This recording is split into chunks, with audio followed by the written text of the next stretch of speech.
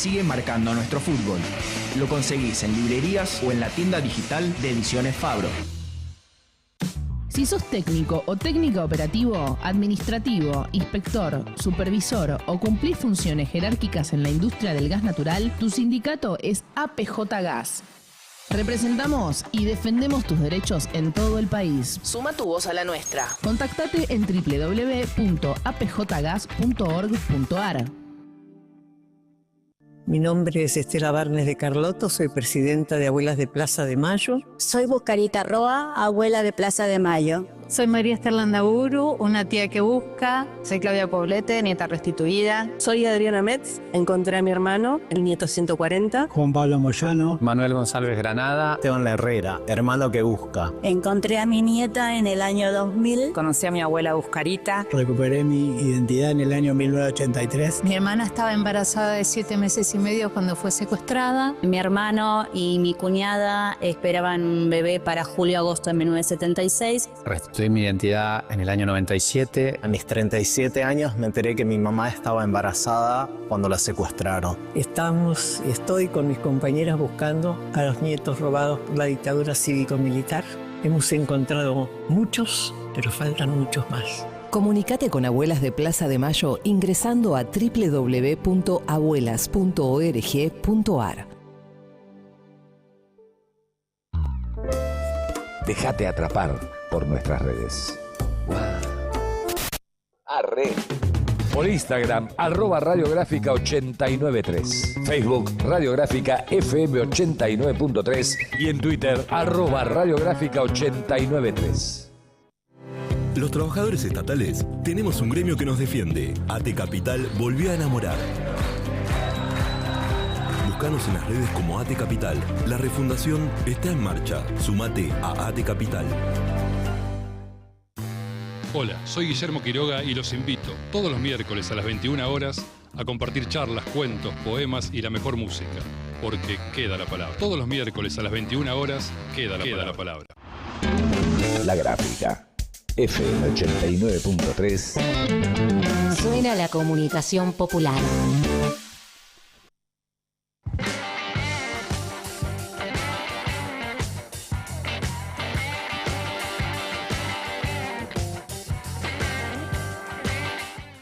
Muy buenos días, ¿cómo están todos y todas? Les enviamos un cordial saludo. Programa número 42 de Laudatistas, de 11 a 13 horas de este lunes 16 de marzo. Muchísimos temas, muchísimos entrevistados, entrevistadas. Vamos a tener, como siempre, el programa con actualidad política nacional, internacional y también temas vinculados a la trata y explotación de personas. Pero antes, previamente, vamos a darle paso a Gustavo. Hoy estamos solos, no están las compañeras, no está Ximena, no está Tamara, así que nos haremos cargo de Laudatistas con el compañero y referente y conductor del programa, Gustavo Vera, que arranca así la editorial del día de hoy.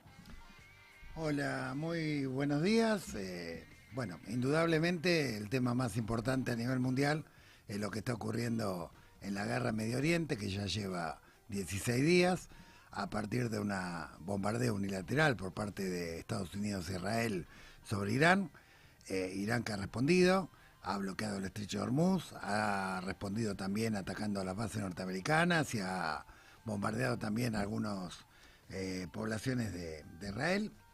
El conflicto que parecía o que Trump imaginaba como un conflicto relámpago se ha convertido en un problema que afecta ya a 3 dimensiones críticas del sistema internacional, que es la seguridad energética, la estabilidad económica y la cohesión política de Occidente. Ha desatado crisis en todas las direcciones. Vamos a analizarlo por parte. En primer lugar, Irán cuenta con el apoyo de inteligencia satelital de China, con el apoyo misilístico de Rusia, obviamente porque además Irán abastece en un 90% el petróleo a China, que es la economía que en este momento más predominancia tiene en el mercado mundial. También es un socio estratégico de Rusia, está dentro del circuito de la ruta de la seda, por lo tanto, las potencias que compiten contra Estados Unidos por el comercio mundial, por el mercado mundial, no van a dejar tirado a Irán, y esto se está notando en la capacidad de resiliencia y resistencia de Irán, digamos, respecto al ataque norteamericano. Casi que la guerra está en un momento empantanado y casi que está sufriendo más las consecuencias desde el punto de vista geoestratégico, el propio Estados Unidos, que Irán. A las pruebas me remito. El 59% de la población norteamericana rechaza profundamente la guerra, considera que es un gasto inútil, digamos, en un momento donde hay que reactivar la economía. Dentro del Estado profundo norteamericano hay una crisis muy grande, el complejo militar industrial, o sea, los que fabrican armas y petróleo están de parabienes, pero el complejo tecnológico considera que hay que invertir todo ese dinero no en guerra, sino en tratar de picar en punta en lo más importante que hoy domina el mercado mundial, que tiene que ver con la biotecnología, la inteligencia artificial, etcétera. Esta guerra se desarrolla en todos los terrenos, afectando al Pentágono, afectando al Congreso, afectando, digamos, todo lo que es el Estado profundo norteamericano, y se desarrolla en un contexto donde Trump ya venía arrastrando crisis por las rebeliones de los estados provinciales con respecto al ICE y la deportación de los migrantes, venía enfrentando crisis respecto a una inflación que no bajaba y que ahora está subiendo con el aumento del 24% de la gasolina, que ya ha traído un pequeño estallido de la población en Dallas. Venía sufriendo con 7 elecciones consecutivas que había perdido por paliza antes de llegar a la crucial elección intermedia el próximo 3 de noviembre, donde todo indica que podría tener una paliza catastrófica, pero sobre todo muy comprometido con los archivos de Epstein, este agente de un organismo de una potencia internacional que ha utilizado estos archivos como maniobra, mecanismo de extorsión, que bueno, que lo están comprometiendo muchísimo a Trump y a buena parte de la elite, no solamente norteamericana, sino mundial. De los archivos solamente se publicaron 5.000 de los 48.000, pero existe la certeza, no la sospecha, la certeza de que los chinos hackearon esos archivos en marzo de este año, durante el mes de marzo, y además existe la certeza de que Jeffrey Epstein en algún momento quiso venderle estos archivos a Putin y los rusos accedieron a parte de estos archivos, con lo cual además hay una guerra híbrida que se está desarrollando detrás de la guerra real, que es una operación de chantaje, porque lo último que le faltaría a Trump para configurar un cuadro de impeachment político sería que aparezcan videos o imágenes en pedofilia o en trata por parte del presidente norteamericano. Lo único, la frutilla al postre que le falta, digamos, para acelerar su derrumbe y su desgaste, que es completo. De fondo, lo que se está discutiendo en el Estado profundo norteamericano, entre los sectores tecnológicos y los sectores petroleros y armamentísticos, es qué papel va a jugar Estados Unidos en este mundo contemporáneo. Si va a jugar el papel de Inglaterra después del Canal de Suez, el papel de Inglaterra después de la Segunda Guerra Mundial, donde se asumió como una potencia importante, pero ya no la hegemónica, o si va a seguir persistiendo en pretender ser una especie de gendarme mundial y superpotencia a la fuerza, rompiendo esquemas de multipolaridad, en el cual las chances que tiene son bastante remotas, y lo más probable es que esto sea como el incendio de Nerón a Roma y cada vez lo desgaste más.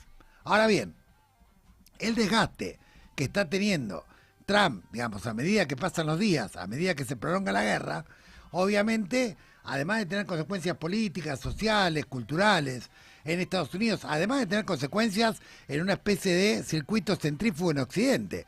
Italia le quitó el apoyo, España le quitó el apoyo, en la mayoría de las encuestas en los países europeos, por la presión inflacionaria, están abrumadoramente en contra de la guerra. Bueno, en fin, está en un problema grave, digamos, en este momento, Trump, para salir del pantano en el que se metió, y claramente encima está amenazado por la posibilidad de que los rusos y los chinos carpeteen concretamente, o sea, dejen de chantajear y pasen directamente al rubro carpeta, algo que insinuaron en el caso de que Trump intente una invasión terrestre en Irán, la pudrirían con las carpetas, que liquidarían, digamos, las chances de Trump de poder, digamos, sostener su gobernabilidad.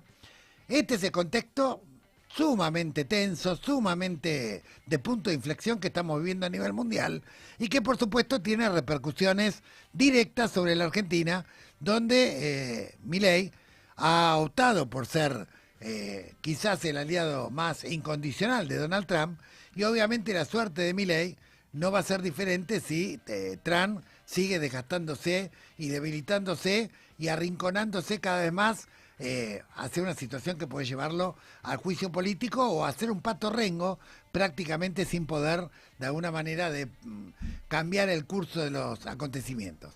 Milei esperaba un apoyo de Trump muy fuerte a nivel Fondo Monetario Internacional para renegociar la deuda.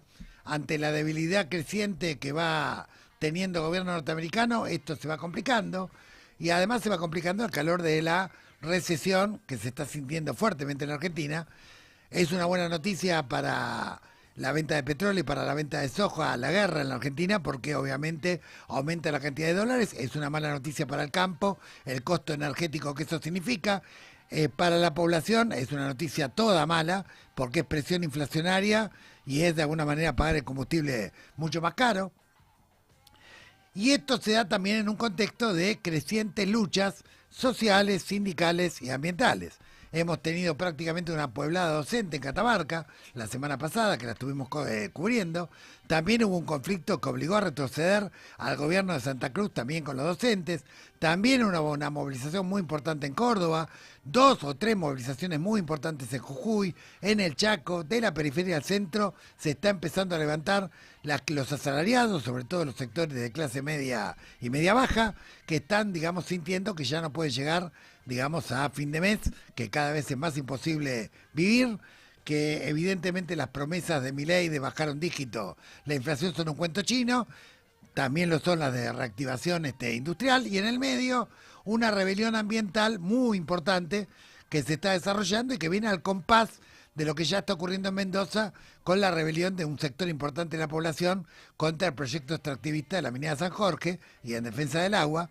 Y en el caso de el intento del gobierno de desproteger, concretamente de cambiar la ley de protección a glaciares, se ha convocado o se ha forzado a la convocatoria de una audiencia pública en la cual se han anotado, entiendo que casi 50.000 personas, y que en este momento el gobierno está en un brete del cual no sabe cómo salir, y vamos a hablar con alguien que está siguiendo muy cercamente estos acontecimientos para poder explayarnos de alguna manera sobre el mismo. Bueno, pero lo cierto es que la suerte de Milei no solamente está atada a sus propios desastres, que ya son un montón, y a que ya le están picando el boleto con la causa Libra y con los jueces que empiezan a ventilar cosas que antes guardaban entre 7 llaves, sino que además empieza a haber de alguna manera una incertidumbre muy grande respecto al nivel de fortaleza en su gobernabilidad en el caso que se debilite Trump. Las perspectivas en Medio Oriente, ninguna es buena, digamos, para el gobierno de Donald Trump. Lo único que le podrían ofrecer es una salida decorosa del tipo: China se compromete a que Irán no va a fabricar armas nucleares, y Estados Unidos entonces nos cuenta un cuento chino, pero fuera de esa, todas las demás hipótesis que aparecen en el terreno son todas nocivas y todas indicarían que estamos en el fin de la unipolaridad y en el principio de la multipolaridad. El tema es que el tránsito va a ser complejo, va a ser duro, va a ser dramático y obviamente va a tener consecuencias regionales e internacionales, particularmente en la Argentina. Estamos en Laudatistas, programa número 42. Bueno, y ahí pasaba la editorial con los ejes que desde la Alameda entendemos son los que hoy, durante el día de hoy, durante esta semana, marcan agenda. Como siempre pueden encontrar en breve esta editorial y también las anteriores, así como todas las actividades que realizamos no solamente desde la Alameda Buenos Aires, sino también a lo largo y a lo ancho del país, en www.somosalameda.org. También pueden encontrar el perfil de la organización en las distintas redes sociales. Estamos en TikTok, en Twitter, en Facebook. Y ahora, ahora vamos a charlar con uno, para profundizar sobre uno de los temas que mencionaba Gustavo. Está en línea Maximiliano Ferraro, que es diputado nacional por la coalición cívica ARI. Buen día, Maximiliano. ¿Qué tal? Muy buenos días y un gusto estar hablando con ustedes. ¿Cómo les va? Bueno, gracias por atendernos, Maxi. Dos cosas te queríamos preguntar. Primero, ¿cómo estás viendo, cómo viene, para explicarle un poco a la población que sabe y está al tanto de que hay un masivo interés por participar de la audiencia pública prevista para la semana próxima respecto a la discusión sobre la ley de glaciares? ¿Cómo viene la dinámica de esa audiencia y cuáles son los riesgos que la población tiene que tener en cuenta y cómo podemos profundizar e incrementar la participación? Sí, digamos, como bien saben, la audiencia pública por esta modificación totalmente regresiva del ley de glaciares es histórica. Tenemos más de 60.000 inscritos para participar el 25-26 de marzo y nosotros le estamos exigiendo a la Libertad Avanza y sus aliados de que amplíen la cantidad de días, que no hagan trampa, que no podemos ir a una audiencia pública que sea una simulación o una mentira, que hay que poder escuchar a todos los actores involucrados, principalmente a las comunidades, que no solamente están en las provincias cordilleranas, sino también en las provincias donde pueden estar comprometidas cuencas hídricas y acuíferas en relación a lo que es un recurso estratégico como es el agua. Y seguramente nosotros durante toda esta semana, Gustavo, vamos a insistir que esto así sea, porque si no, creo que Peluc y Mayorat, que son los diputados de la Libertad Avanza que presiden el plenario de comisiones, están haciendo todo para que esto se judicialice, para que haya amparos por parte de las organizaciones o quienes están debidamente inscritos, y que recordemos, existe un fallo nada más ni nada menos que en el tema de audiencias públicas para la fijación de tarifas, y en donde la Corte claramente que tiene que ser efectiva, que se tiene que garantizar la oralidad, y esto con 60.000 inscritos y solamente 2 días garantizados no está sucediendo. Y como ustedes saben, nosotros logramos un logro que las audiencias hicieran. ¿Para qué? Para cumplir con el artículo 41 de la Constitución, la Ley General del Ambiente, y que se operativice y se ponga en práctica por primera vez el Acuerdo de Escazú, que fue votado hace 5 años acá en el Congreso de la Nación. Bien. Maxi, bueno, gracias por los detalles. Es imposible no preguntarte respecto de la conferencia de prensa que está anunciada para hoy a las 16 horas. Estuvimos viendo desde el viernes, durante todo el fin de semana, las novedades y revelaciones alrededor de Caso Libra. Por lo tanto, queríamos preguntarte, en tu calidad de presidente de la comisión investigadora que se creó en el marco de la Cámara de Diputados justamente para investigar qué fue lo que sucedió. Si mal no entendimos, tenemos hoy una conferencia de prensa a las 16 horas. Así es, a las 16 horas los diputados que integramos la comisión investigadora y que no renunciamos a investigar al poder acá en la Cámara de Diputados, vamos a hacer una conferencia de prensa. ¿Por qué? Porque creo que la abrumadora marea de pruebas irrefutables, más lo que fue el informe final de la comisión investigadora, marcan claramente que la realidad y la verdad superó totalmente la ficción y la mentira que tuvo el presidente de la Nación con esto. Y que ahora, viendo las pruebas que pisó Cayano durante 4 meses, vemos el por qué el presidente nunca respondió quién y cómo le habían dado el contrato alfanumérico que no tenía estado público. Vemos y se entiende por qué la secretaria general de la presidencia habilitó más de 16 encuentros con Noel y el presidente de la Nación en Rosada y en Olivos.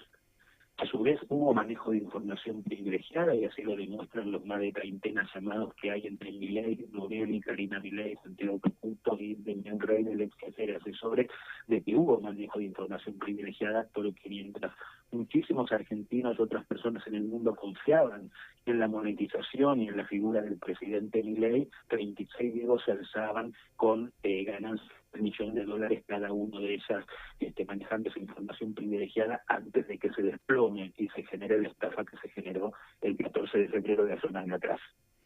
Ahora, Maxi, todo esto que es un escándalo mayúsculo, supongo que ameritaría el inicio de un pedido de juicio político al presidente en el caso de confirmarse. Bueno, como ustedes saben, en el Congreso ya hay varios pedidos en este sentido.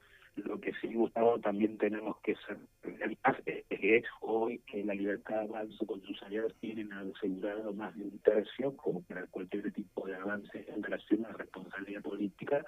Entonces nosotros creemos, y seguramente lo vamos a seguir trabajando con los miembros de la comisión investigadora para la conferencia de prensa, creemos que tenemos que ser muy duros y serios y consistentes en 2 planos. En el plano judicial, en relación al papel lamentable que ha llevado adelante el fiscal Tagliani, y por supuesto en el plano legislativo.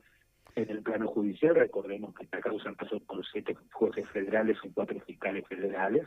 que fue una perpa caliente que le ha quemado a Comodoro Pi y que vos bien sabés, a Comodoro Pi muchas veces le cuesta investigar al poder cuando está en el poder. Y como te decía al principio, acá la realidad, la verdad de las pruebas irrefutables que están en el informe del Ministerio Público Fiscal, más lo que escribimos en ese informe final en la comisión investigadora, que esa realidad supera la ficción y la mentira en la cual el presidente se embarcó, ya que recordemos, él dijo en su momento que no estaba pormenorizado y que le había parecido algo lindo, interesante, ver de qué manera buscar el financiamiento y la promoción del tema de las pequeñas y medianas empresas a través del proyecto y el toque libre. Bien, Maxi, vos tenés una lectura también geopolítica y evidentemente, digamos, las cosas ocurren en un contexto. Y a ver, cuando estalla el caso Libia, la situación de Milei era una. Hoy en el contexto de lo que está ocurriendo en Medio Oriente, lo que está ocurriendo particularmente al interior de Estados Unidos, el costo energético inflacionario que significa la prolongación del conflicto en Medio Oriente, más las dificultades de recesión y el dibujo, digamos, que llevó a la destitución de la Baña respecto a la inflación. Todo esto no puede empezar a configurar un panorama donde empiecen a correrse algunos votos de un lado para el otro y generen un clima más propicio para hacer justicia. Bueno, yo creo que sí, que puede, que no solamente es el contexto geopolítico mundial, donde creo que el presidente decide pararse en un lugar unilateral de manera irresponsable, en vez de integrar a la Argentina al mundo de otra manera. Pero dicho esto, también yo creo que es el clima de la micro, del día a día de muchísimos argentinos, de donde aparece cada vez más fuerte la cuestión de la cantidad de despidos, la cantidad de cómo se van parando líneas de producción en distintas fábricas en las provincias argentinas, y eso también con la baja del consumo. Creo que todo esto es algo que puede ir cambiando no solamente el clima social y el clima político en el Parlamento, pero a su vez también creo que hay un desafío muy grande por delante, Gustavo, de qué manera se construye una alternativa que pueda ser esa alternativa que tenga, que ofrezca una visión, que esa visión sea con otro tipo de modelo de desarrollo al que hoy nos propone Javier Milei, que es agrandar la brecha entre ricos y pobres en la Argentina con una fuerte desaparición o golpe a la clase media, que es en definitiva la que constituyó a la Argentina y que es el aspiracional que todos tienen, ¿no? Sí, estamos viendo estas manifestaciones de los sectores medios muy fuertemente, sobre todo en salud, educación, estatales, en el interior del país. Sí, no, y yo, mira, yo justo vengo de recorrer ahora San Juan, estuve en Háchal, estuve en Iglesias, ahí en Rodeo, donde ustedes saben que está parte de uno de los emprendimientos que hace muchos años que está en Veladero, y también se ve. Y estamos hablando donde de alguna manera dicen que van a llegar muchas inversiones, y después cuando uno habla con los compatriotas de Háchal, los compatriotas de Rodeo, eso no se ve en infraestructura, eso no se ve a la hora de que los intendentes de cada una de las localidades puedan decidir con voz y voto en lo que es el fideicomiso del reparto de parte de las regalías que pueden tener este tipo de proyectos. Sí, y después tenés como contrapartida, por ejemplo, sanamente la rebelión en Mendoza, donde muchos jóvenes que votaron por ahí a Milei, o votaron incluso en blanco, o a Cornejo, o a quien sea, a la hora de defender algo tan vital, digamos, como el agua, no dudan, digamos, en unirse, en asambleas en Uspallata, en La Cera. Creo que el movimiento ambiental también... En La Cera, lo que fue... Sí, te escucho. Sí, creo que también el movimiento ambiental, así como estos movimientos asalariados medios, como el paro docente universitario, que también expresa el símbolo del ascenso social, digamos, o la defensa del derecho al ascenso social, creo que son expresiones de rebelión de la clase media, pero hay una particularidad que que por lo menos no veíamos hace muchísimo tiempo. Y es que a mí me comentaban, por ejemplo, en Catamarca, en Santa Cruz, en Tucumán, que esta vez las movilizaciones no se limitan solamente al centro de la provincia, sino que también se da en la periferia de las propias provincias del interior.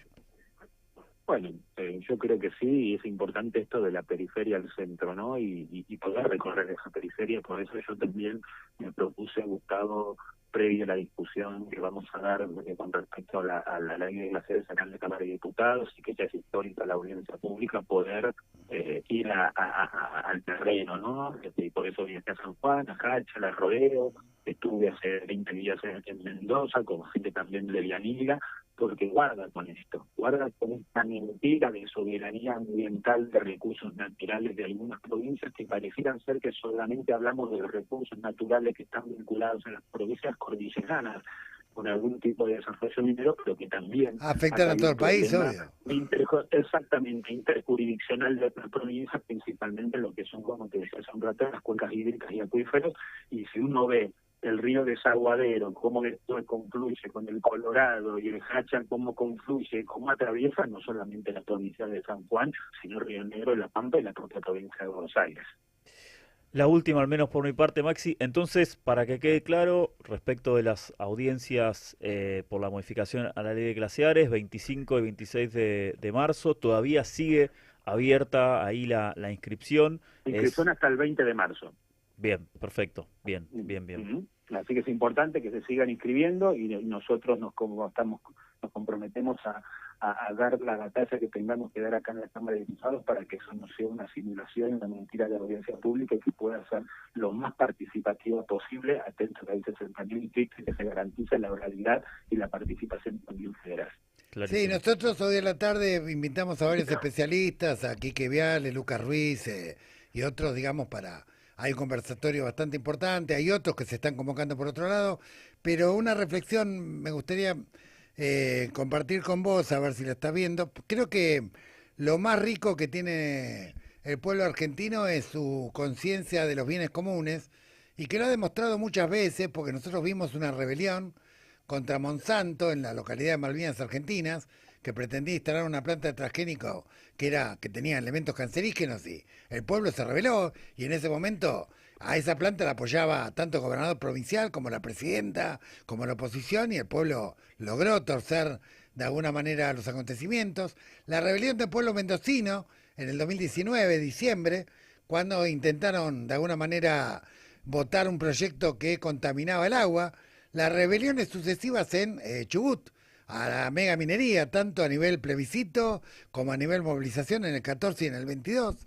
Es decir, creo que es un terreno el tema del cuidado de los bienes comunes. No, pero aparte, Gustavo, los bienes comunes, y en esto reivindicar nada más ni nada menos que el Laudato Si del Papa Francisco, pero también esto no solamente es el recurso natural que puede tener una provincia cordillerana con respecto, por supuesto, a la importancia de la protección del glaciar o el ambiente periglacial o los recursos minerales críticos, sino también, digamos, de qué manera protegemos el agua, que es un recurso vital para el más importante. Nosotros, para los distintos, el más importante, pero a su vez también en lo que se pueda en relación al agua dulce, a reserva de agua dulce en el mapa geopolítico mundial de conflicto. Claro. Bueno, Maxi, nos quedó claro. Les agradezco mucho. Vamos a difundir todo lo que tiene que ver con la audiencia. Gracias por la entrevista, y nos estamos viendo. Dale, un abrazo grande. Abrazo. Buena semana. Hasta luego. Bueno, y quien pasaba por Laudatista era Maximiliano Ferraro, diputado nacional por la Coalición Cívica, a propósito, por un lado, de las audiencias para la ley de glaciares, que reiteramos, sigue abierta la inscripción, como lo mencionó recién, hasta el día 20 de marzo. Están aproximadamente por los 50.000 inscriptos.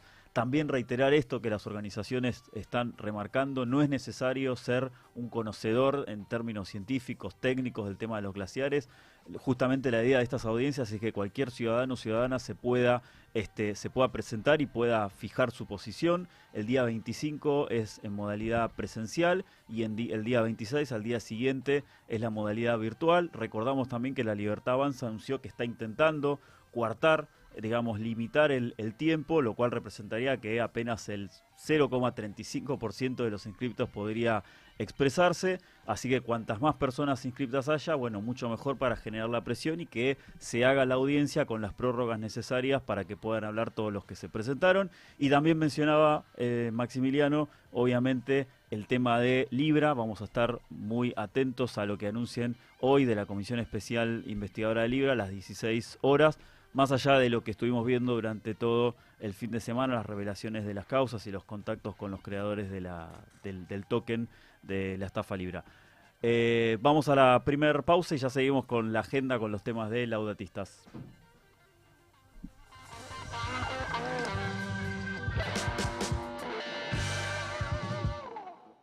Radiográfica. 20 años. 20 años recuperando el aire. 20 años sonando a Radiográfica. Ya somos más de 50.000 en YouTube. Nos escuchamos, nos vemos desde el pueblo y desde el sur. Desde 2005, recuperando el aire. Desde el sur del sur transmite Radiográfica 89.1. En 20 años, no cambiamos, evolucionamos. Federación de Trabajadores del Complejo Industrial Olaginoso, desmotadores de algodón y afines de la República Argentina. Por democracia obrera, por condiciones laborales que garanticen seguridad y salud, por un salario mínimo vital y móvil según su definición constitucional y legal para la vida digna del trabajador.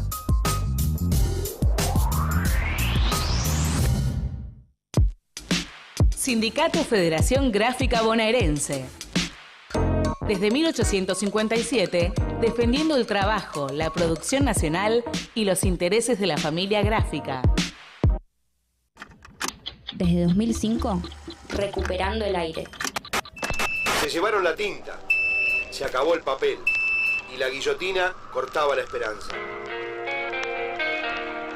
Recuperando el aire. Cortaba la esperanza. Recuperando el aire. Cortaba la esperanza. Pero las rotativas no pararon. Desde la cooperativa Patricios transmite Radiográfica, recuperando el aire. En 20 años, no cambiamos, evolucionamos. En la ciudad convivimos y lo que haces hoy vuelve mañana. Hoy paras en doble fila, mañana esperás. Hoy no juntás la caca de tu perro, mañana la pisás. El otro sos vos. Si todos hacemos lo nuestro, convivimos mejor. Buenos Aires Ciudad. Mi nombre es Estela Barnes de Carlotto, soy presidenta de Abuelas de Plaza de Mayo. Soy Buscarita Roa, abuela de Plaza de Mayo. Soy María Esther Landaburu, una tía que busca. Soy Claudia Poblete, nieta restituida. Soy Adriana Metz, encontré a mi hermano, el nieto 140. Juan Pablo Moyano. Manuel González Granada. Esteban Herrera, hermano que busca. Encontré a mi nieta en el año 2000. Conocí a mi abuela Buscarita. Recuperé mi identidad en el año 1983. Mi hermana estaba embarazada de 7 meses y medio cuando fue secuestrada. Mi hermano y mi cuñada esperaban un bebé para julio-agosto de 1976. Restituí mi identidad en el año 97. A mis 37 años me enteré que mi mamá estaba embarazada cuando la secuestraron. Estoy con mis compañeras buscando a los nietos robados por la dictadura cívico-militar. Hemos encontrado muchos, pero faltan muchos más. Comunicate con Abuelas de Plaza de Mayo ingresando a www.abuelas.org.ar. ¿Y ahora qué? Un programa para pensar la actualidad, la política y el mundo del trabajo. Todos los martes de 11 a 13 en la FM 89.3 y en nuestro canal de YouTube. Pone la gráfica. Agenda propia. Información segura. Certera. Cultura popular. La gráfica. Tu sonido. Nuestro sonido.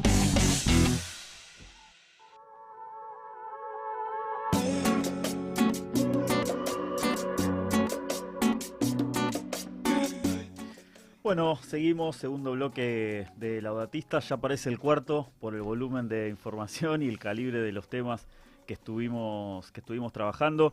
Bueno, les contaba antes del primer entrevistado de Maximiliano Ferraro que pueden encontrar toda la información que desarrolla la Alameda en su página web, también en sus redes sociales, nos buscan ahí en Instagram, en lo que era Twitter, en X, en Facebook, también en TikTok. No queríamos dejar de enviarle un saludo a los compañeros y compañeras que repiten este programa. En principio, la Mega de Corrientes nos repite el programa los días jueves a las 16 horas. Lo mismo hace la FM Azotea de la ciudad de Mar del Plata. Le enviamos un saludo a los compañeros y compañeras de Mar del Plata. En ese caso, los jueves a las 21 horas. Y esta semana, además de las actividades que obviamente empezamos a preparar por los 50 años del golpe, la marcha central el 24, pero también está la marcha del Olimpo Orleti, de la cual siempre participamos con la Alameda. Tenemos además la preparación de lo que va a ser nuestro encuentro federal. Vamos a recibir en nuestra sede de la Alameda compañeros y compañeras de todas las provincias en las cuales la Alameda tiene presencia, tiene participación. Y mientras seguimos, vamos a conversar con Santiago Cafiero, actualmente diputado nacional, fue canciller, a su vez fue jefe de gabinete, actualmente está como diputado integrando las comisiones de Relaciones Exteriores y de Mercosur. Buen día, Santiago, ¿cómo estás? Hola, ¿qué tal? Buen día. Hola, Santiago, buenos días. Gustavo te tal? habla. ¿Cómo estás? Ya sé, Gustavo, ¿cómo estás? Bien, muy bien. No te esperaba escuchar. Escuchame, Santiago, a ver, vos tuviste experiencia como canciller casi en el tramo final del gobierno de Biden, y ya había una discusión muy dura dentro del Estado Profundo norteamericano respecto a cómo se paraban frente al mundo, ¿no? Si seguían con la unipolaridad y el gendarme mundial, o si trataban de invertir en tecnología de alguna manera para tratar de descontar la ventaja que le lleva China. ¿Cómo estás viendo el conflicto de Medio Oriente y cómo te parece que va a impactar o cómo está impactando concretamente en Estados Unidos y de rebote obviamente por el alineamiento de Milei en la Argentina? Bueno, en primer lugar lo de Biden, él tenía una concepción bastante distinta, digamos, los intercambios que tenía en Argentina, siempre intercambios institucionales, por supuesto, y las reuniones que tuvimos allá en la Casa Blanca tenían que ver con discusiones vinculadas a cómo se fortalecía Latinoamérica, cómo generaba un diálogo con mayor simetría con Estados Unidos, y más que nada era eso, bueno, y por supuesto la posición argentina, y a nosotros también nos tocaba liderar la CELAC, fortalecer el Mercosur. Entonces la voz del presidente argentino en ese momento era una voz muy importante, no solo en la región, sino también a nivel internacional en cuanto a que éramos una voz de defensa del multilateralismo, y de los organismos multilaterales, ¿no? Y la resolución de controversias por la vía pacífica. Bueno, Argentina siempre llevaba esa tradición y la aplicaba permanentemente. Con lo cual, yo te diría que en ese momento Biden no tenía ninguna hipótesis de conflicto de las características que estamos viendo hoy. Esto es más una cosa que hay algo que le ha quedado pendiente a Trump de su primer presidencia, y bueno, ha intensificado el uso de la fuerza con las consecuencias que eso está trayendo. La primera consecuencia siempre es una consecuencia humanitaria, digamos, ¿no? Cualquier tipo de estos conflictos, de estas guerras, bueno, ahora ya se está viendo, ¿no? Que es un conflicto ya regional, no es un conflicto unilateral, tiene un impacto global, ya está teniendo un impacto global. Desde el punto de vista humanitario, por supuesto, uno está viendo en el Líbano, no solo en Irán, en el Líbano, bueno, las consecuencias también de una confrontación de estas características en Dubái, la reacción de Irán. Y en ese sentido lo que ves es siempre, y lo que es repudiable, por supuesto, y condenable, es el uso de la fuerza en este tipo de eventos. La verdad es esa. Sí, ¿Cómo vemos nosotros, digo, cuál creo yo que es la posición del peronismo? La posición del peronismo siempre ha sido la de la defensa del multilateralismo. No nos olvidemos que Perón es parte de los presidentes fundantes de lo que es no solo las Naciones Unidas, sino también el Consejo de Seguridad de Naciones Unidas. Su canciller es un canciller que la Argentina tuvo una silla no permanente, por supuesto, pero durante el gobierno de Perón, el Consejo de Seguridad de Naciones Unidas, al principio, digamos, después de la Segunda Guerra Mundial, es decir, al principio cuando esta arquitectura multilateral que tenemos todavía al día de hoy empezaba a dar los primeros pasos. Sí. Con lo cual el peronismo siempre se tiene que parar en ese lugar, creo yo. Nuestra tradición es esa, es una tradición donde el país tiene que tener una posición digna, pero también tiene que ser un país amistoso en general, digamos, ¿no? Lo que es la realidad de la Argentina es esa. Somos un país que podemos dar fe de que hemos resuelto conflictos regionales en su enorme mayoría, no es que no haya excepciones, pero en su enorme mayoría los ha resuelto por la vía diplomática, ¿no? Toda la hipótesis de conflicto que teníamos con Chile, o la hipótesis de conflicto que teníamos incluso con Brasil, bueno, todo eso se fue desarmando a partir de la vía diplomática y la utilización de la palabra en vez de las armas. Sí, bien. Ahora, eso estamos de acuerdo. Lamentablemente el gobierno actual no está rompiendo con esta tradición de manera obscena, digamos, alineándose incondicionalmente con el bloque del gobierno de Trump y Netanyahu. Ahora te quiero preguntar, ¿qué vinculación encontrás entre este ataque a Irán con el hecho de que sea el abastecedor del 80 al 90% del petróleo a China, que es el principal competidor de Estados Unidos? Hay una intención de, evidentemente, no solamente de atacar a Irán, sino de dañar, obviamente, la posibilidad de un mundo multipolar. Sí, mira, no, yo creo que una consecuencia que ya es global, y es por ejemplo, toda la discusión ahora del estrecho de Hormuz y de la enorme cantidad de petróleo que sale de ahí para todos lados, digamos. Eso tiene un impacto global, no es un impacto únicamente en China, claro, eso le va a sumar, mínimo le va a sumar algún registro mayor de inflación a Estados Unidos este año, donde Trump tiene elecciones, digamos, ¿no? Con lo cual la consecuencia la vive Estados Unidos dramáticamente. Directamente. No veo que esto sea solamente una cuestión que impacte sobre China. China, aparte, de hecho, tiene otros abastecimientos, por ejemplo Rusia, que a partir de la guerra de Ucrania y Rusia, Europa dejó como parte de su política de sanciones, dejó de comprarle mucho a Rusia hidrocarburos y eso lo empezó a absorber todo China, con lo cual China tiene suplementos distintos que no necesariamente son Irán. Es cierto que va a destacar un país bastante aliado de China, ¿no? Irán, pero no creo que venga por ahí. Yo creo que eso hoy el impacto es un impacto global y le va a pegar a Estados Unidos. Este impacto ya le está pegando en la inflación, ya le está pegando. Por ejemplo, no sé, Estados Unidos ahora están en pleno proceso de siembra, necesitan fertilizantes, la urea es un derivado del petróleo, claro, y eso hoy les está subiendo el precio, casi se duplicó el precio de la urea, o sea, eso va a duplicar también el precio de los alimentos. Sí, no la gasolina, pero ese costo lo van a tener, digamos, y no es solamente el costo de la gasolina, esto es lo que te quiero decir. Hay un montón de derivados y eso lo tiene Estados Unidos hoy porque el hemisferio norte es el que está sembrando, por ejemplo.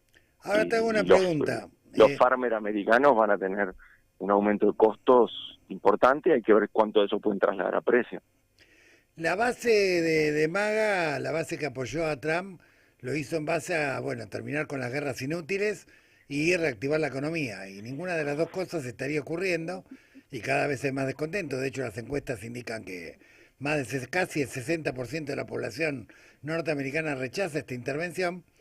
No parece que vaya a resolver rápidamente los objetivos que se propone, o por lo menos los que aparentemente se propone el gobierno de Trump, porque Irán tiene una capacidad de resiliencia que la está demostrando. En este contexto, ¿cómo ves prospectivamente cuáles son los escenarios?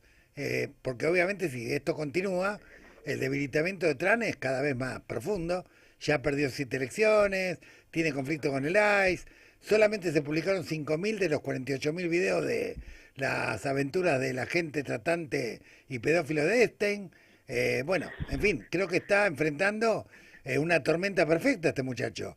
¿Cómo pensás que, por ejemplo, sectores como Silicon Valley, otros sectores que lo que quieren ahora es invertir dinero en desarrollar inteligencia artificial, biotecnología, versus el complejo petrolero y armamentístico que trata de darle manija a esto de la unipolaridad, gendarme mundial?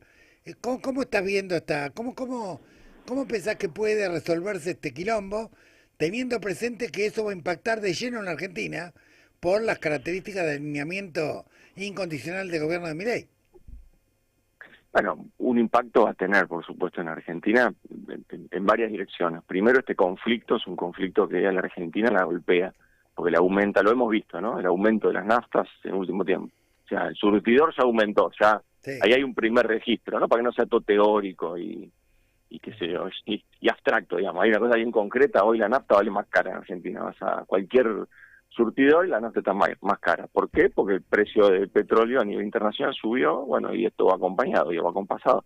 Este gobierno, aparte, no cree en políticas de amortiguadores porque dice que eso es intervencionismo estatal, con lo cual va a dejar flotar esos precios y lo va a pagar el consumidor, es así. Y ya sabemos que como es un insumo difundido en toda la economía, eso tiene un impacto en el paquete de galletitas, digamos, ¿no? Claro. Llega hasta el valor del alfajor, digamos, el aumento de la nafta.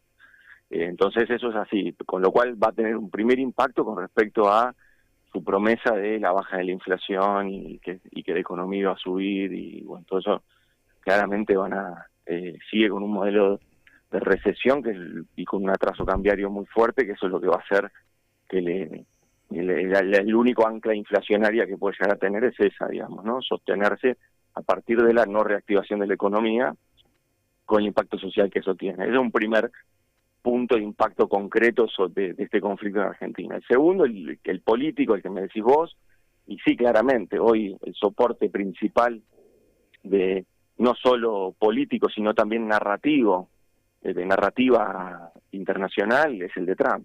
Pero bueno, Trump trató, y lo está haciendo, digamos, ¿no? Lo está llevando adelante en algunos aspectos con algo de éxito, en otros aspectos con muy pocos resultados para exhibir. Lo primero fue su guerra contra China, a partir del aumento de aranceles. Eso finalmente, no solo los países reaccionaron, una gran cantidad de países reaccionaron de un modo al estilo Brasil, al estilo Lula, digamos, con mucha dignidad, plantándose, sino que también incluso la Corte americana falló en contra y le marcó la cancha diciéndole que no podían seguir con esa política de aranceles, con lo cual ahí ya ha tenido un golpe importante. Lo otro era tratar de neutralizar a China como su adversario comercial, básicamente, tratar de neutralizarlo, y bueno, qué sé yo, y no sé, y en Ecuador acaban de poner en funcionamiento un puerto enorme para el Pacífico, y tenés incluso gobiernos que se dicen cercanos a Trump, pero que tienen una enorme relación económica y comercial con Estados Unidos, con China. Sin ir más lejos, Milei, que tanto hablaba de que él no iba a comerciar con comunistas, hemos visto cómo esta apertura, la desregulación de Sturzenegger y la apertura indiscriminada de la economía argentina ha hecho que aumenten exponencialmente las importaciones chinas, y hoy China ya es, hay que ver los rubros, pero en general China siempre era el segundo socio comercial de la Argentina, hoy debe ser el primero, y no Brasil, y eso es por la enorme apertura que ha hecho la Argentina con este modelo libertario, digamos, ¿no? Con lo cual, diferentes batallas que quizás se propuso Trump en términos más teóricos, pero no están saliendo. Después, bueno, sin ir más lejos, él pensó que en este conflicto, volviendo al conflicto, en este conflicto él iba a poder arrastrar a Europa, y Europa está reacio, no quiere entrar en el conflicto, no quiere estar en la guerra. Sí, abiertamente España e Italia dijeron que no van a entrar, que se corrían. Bueno, sí, por eso digo, y Alemania también, el Reino Unido también, están planteando, digamos, socios principales de la OTAN, están diciendo, no están acudiendo al llamado inmediato de Trump. No quiere decir que no lo hagan en un futuro inmediato, pero hoy no están yendo.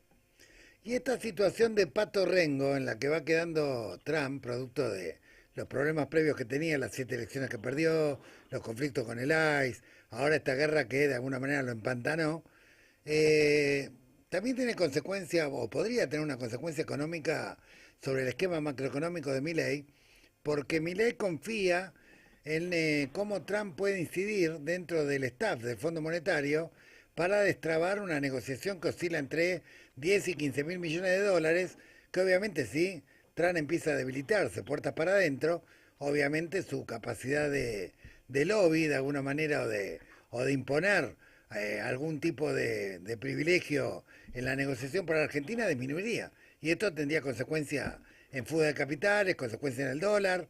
¿Cómo lo está viendo eso? ¿Lo ves? Sí, por supuesto. Trump tiene elecciones ahora en noviembre, ¿no? Elecciones de medio término. Le pasó durante su primer presidencia y después, vos te acordarás muy bien, durante su primera presidencia, cuando ellos pierden la Cámara de Representantes en manos de los demócratas, sí. También una elección de medio término, como figura ascendente empieza Nancy Pelosi. ¿Te acordás que Nancy Pelosi empieza a ser una demócrata muy fuerte, que era la presidenta de la Cámara de Representantes? Porque allá no es como acá que hay una cuestión, si se quiere, de, no sé, cuestión institucional, donde no importa cuántos diputados tenga el oficialismo, se le permite tener la presidencia de la Cámara de Diputados. No, allá no, allá si los demócratas tienen más representantes, se quedan con la Cámara, digamos, ¿no?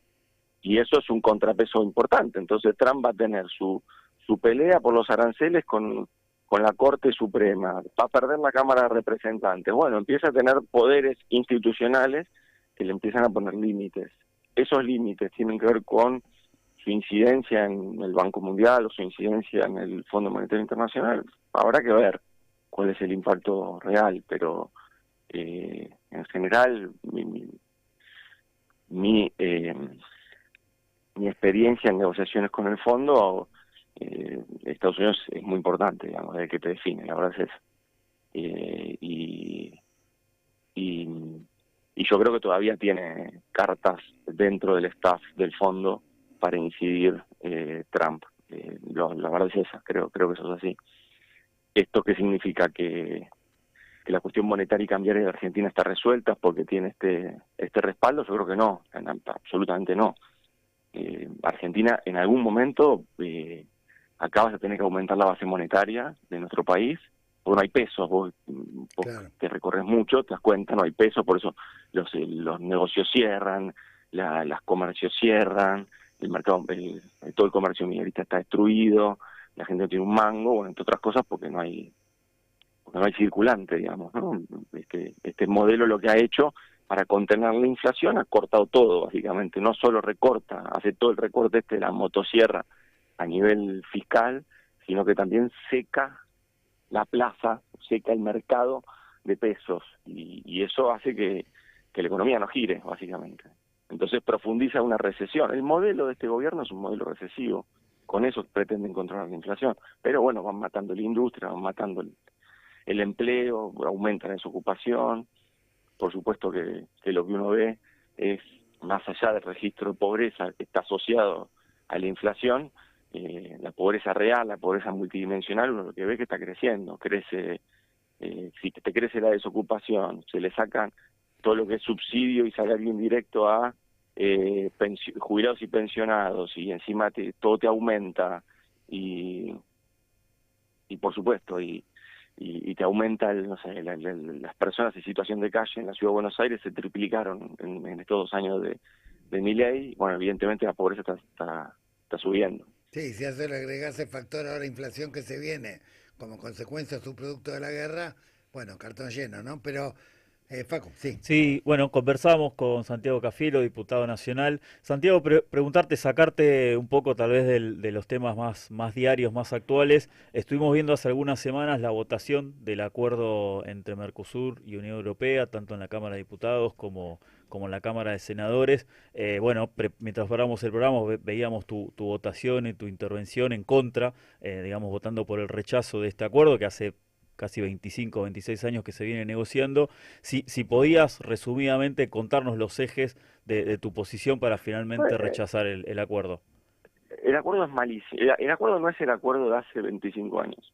El primer punto es ese. Porque lo que se negoció hace 25 años no fue lo que negoció Macri y Bolsonaro en el 2019. Este es el acuerdo de Macri y Bolsonaro. La negociación la hicieron ellos. Bien. ¿Y por qué se alcanza la aprobación? Porque Macri y Bolsonaro bajaron todas las barreras que los europeos le pedían al Mercosur. Y no pidieron prácticamente nada a cambio. Ese es el punto. Por eso se logra. ¿No? Es una negociación muy fácil. Claro. Si el otro te da todo, llega seguramente a un acuerdo. Y fue lo que sucedió. Europa se encontró con Bolsonaro y con Macri que le cedieron todo, lo que no le había cedido Lula, lo que no le había cedido Dilma, lo que no le había cedido Cristina, lo que no le había cedido, qué sé yo, Néstor. Digamos, ellos se encontraron con eso. Bien, con que de repente había cambiado la realidad política y le cedieron todo. Entonces es un acuerdo pésimo, es un acuerdo muy malo para la industria nacional, es un acuerdo que no genera ninguna transferencia de tecnología, que profundiza la asimetría entre los bloques. Es un acuerdo que te otorga, en teoría, si hubiéramos hecho la entrevista por Webex, como me decías, me verías que estoy haciendo comillas, te otorga algún beneficio agropecuario, pero después está quedando claro, como lo planteamos nosotros, que esos beneficios agropecuarios al final te los terminan quedando en abstracto porque por las barreras pararancelarias vinculadas a cuestiones ambientales que Europa está poniendo, es decir, te bajaban aranceles para que exportes biodiesel de soja, pero después te prohíben el ingreso de biodiesel de soja porque el uso indirecto de la tierra tiene un registro donde la Argentina queda como riesgo alto. Entonces, bueno, ese tipo de cosas yo las negocié 2 años con los europeos, porque cuando yo llegué este acuerdo ya estaba hecho. Y obviamente los europeos me dijeron, no, ya lo tengo firmado, ya está. Bueno, con lo cual y eso que decían, bueno, no estamos dispuestos a abrirlo. Por eso yo 2 años lo resistí, no lo firmé, obviamente. Bien. Y creo que es un muy mal acuerdo, que de fortalecimiento del multilateralismo no tiene nada, que es un enorme error que haya habido cámaras empresariales que hayan acompañado esto. Creo que me parece que están abrumadas por la realidad económica de la Argentina con otras urgencias y no vieron lo que verdaderamente se estaba firmando, pero bueno, me parece que está bastante claro por qué estoy en contra, por eso voté en contra, lo justifiqué y mientras estuve en gestión traté de revertirlo, pero los europeos no quisieron, digamos. ¿Cómo lo tratamos de revertir? Bueno, que nos den mayores beneficios para la transferencia tecnológica, no lo hicieron, que nos den recursos para las pymes, para la transformación de pymes, que van a sufrir. Las pymes van a sufrir porque se pierde el mercado, entra un competidor muy fuerte en el mercado brasilero, es el principal destino de nuestras pymes. Sí. El principal destino de las pymes de San Martín que exportan es Brasil. Ahora, si en Brasil al mismo precio tienen para elegir el producto argentino o el producto alemán, y vamos a tener un problema. Vamos a perder más puestos de trabajo, en nuestras exportaciones, y eso va a impactar en la fuente de trabajo. Sí. Bueno, lo último, Santiago, nos quedó clarísimo, este tema muy bueno haberlo desarrollado y explicado. Respecto a cómo tiene que pararse el peronismo de cara a la construcción de, obviamente, una salida a todo este caos y a todo este infierno que estamos viviendo, ¿cómo pensás que el peronismo tiene que jugar? Pienso que hay que fortalecer a los gobernadores, pienso que hay que fortalecer a los gobiernos provinciales, esa mesa de gobernadores que se reunió en la Casa de la Pampa de cara a la discusión presupuestaria del año pasado, me parece que ese es un espacio real, porque son los que están permanentemente administrando en este contexto, digamos, ¿no? Son los que permanentemente están dando la discusión y bueno, tratando de amortiguar el impacto que la crisis que provoca el gobierno libertario ellos son los que están todo el día en la trinchera, se diría, están todos en la trinchera, pero digo, los gobernadores son los que tienen una realidad institucional que hoy el resto no tiene. Me parece que el peronismo debería tratar de fortalecer esa mesa, de fortalecer a Kicillof. Yo creo que ese de los gobernadores aparte es el que tiene perfil nacional. Creo que tiene que haber una gran paso, me parece que tiene que haber una gran paso en el peronismo. Después se verá cuál es la ingeniería electoral, si solamente la paso para las candidaturas presidenciales o para todo, para las listas de diputados, para los gobernadores, bueno, no sé. Eso después se definirá, pero creo que tiene que haber una gran paso nacional. El peronismo necesita reordenar el mapa, porque hoy hemos perdido mucho terreno a partir de discusiones internas que no nos llevaron a nada. Nos quedó clarísimo, Santiago. Te agradecemos mucho todo este tiempo y bueno, te volveremos a contactar en las próximas semanas. Un abrazo, Gustavo, un abrazo. Buena semana. Y quien pasaba por Laudatistas era Santiago Cafiero, actual diputado nacional. Anteriormente ocupó el cargo de canciller y como jefe de gabinete del gobierno anterior. Vamos a una pausa, la segunda del programa, y ya volvemos con más Laudatistas.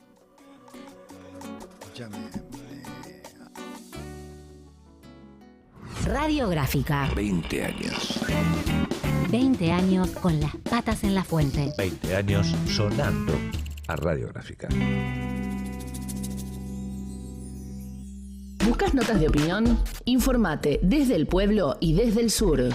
Entra a www.radiográfica.org.ar. Suscríbete a la comunidad Radiográfica. Ingresá a www.radiográfica.org.ar y potenciá la comunicación popular. Comunidad Radiográfica. Sumate. Para que nadie te diga lo que tenés que escuchar, para que nadie nos diga lo que tenemos que decir, sumate a la comunidad radiográfica. La Gráfica Cultural. Industria de artistas. Una fábrica recuperada. Industria de la cultura. Un espacio cultural. Es un lugar en manos del trabajo, del pueblo organizado y del barrio de La Boca y Barracas. Un polo para todos en el sur de la ciudad de Buenos Aires. Seguinos en Instagram, @lagráfica.cultural. Una matriz productiva nueva. En la ciudad convivimos. Y lo que haces hoy vuelve mañana. Hoy paras en doble fila, mañana esperás. Hoy no juntás la caca de tu perro, mañana la pisás. El otro sos vos. Si todos hacemos lo nuestro, convivimos mejor. Buenos Aires Ciudad. La historia de 20 años vitales del fútbol argentino están en Héroes de Tiento y Héroes en Tiempos Infames, de Carlos Aira. 2 libros, 300 historias y 1300 páginas para comprender el fútbol argentino entre 1920 y 1940.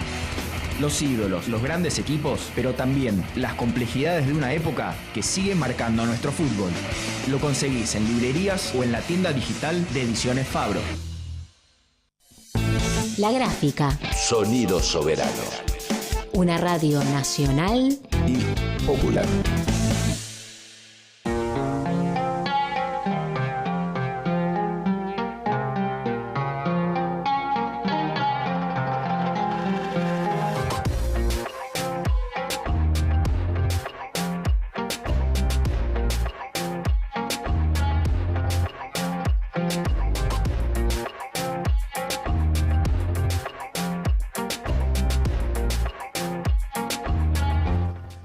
Bueno, y seguimos con Laudatistas, el programa de la Alameda, y conversábamos hace un ratito con Santiago Cafiero, antes con Maximiliano Ferraro. Tenemos muchísima información, muchísimas entrevistas.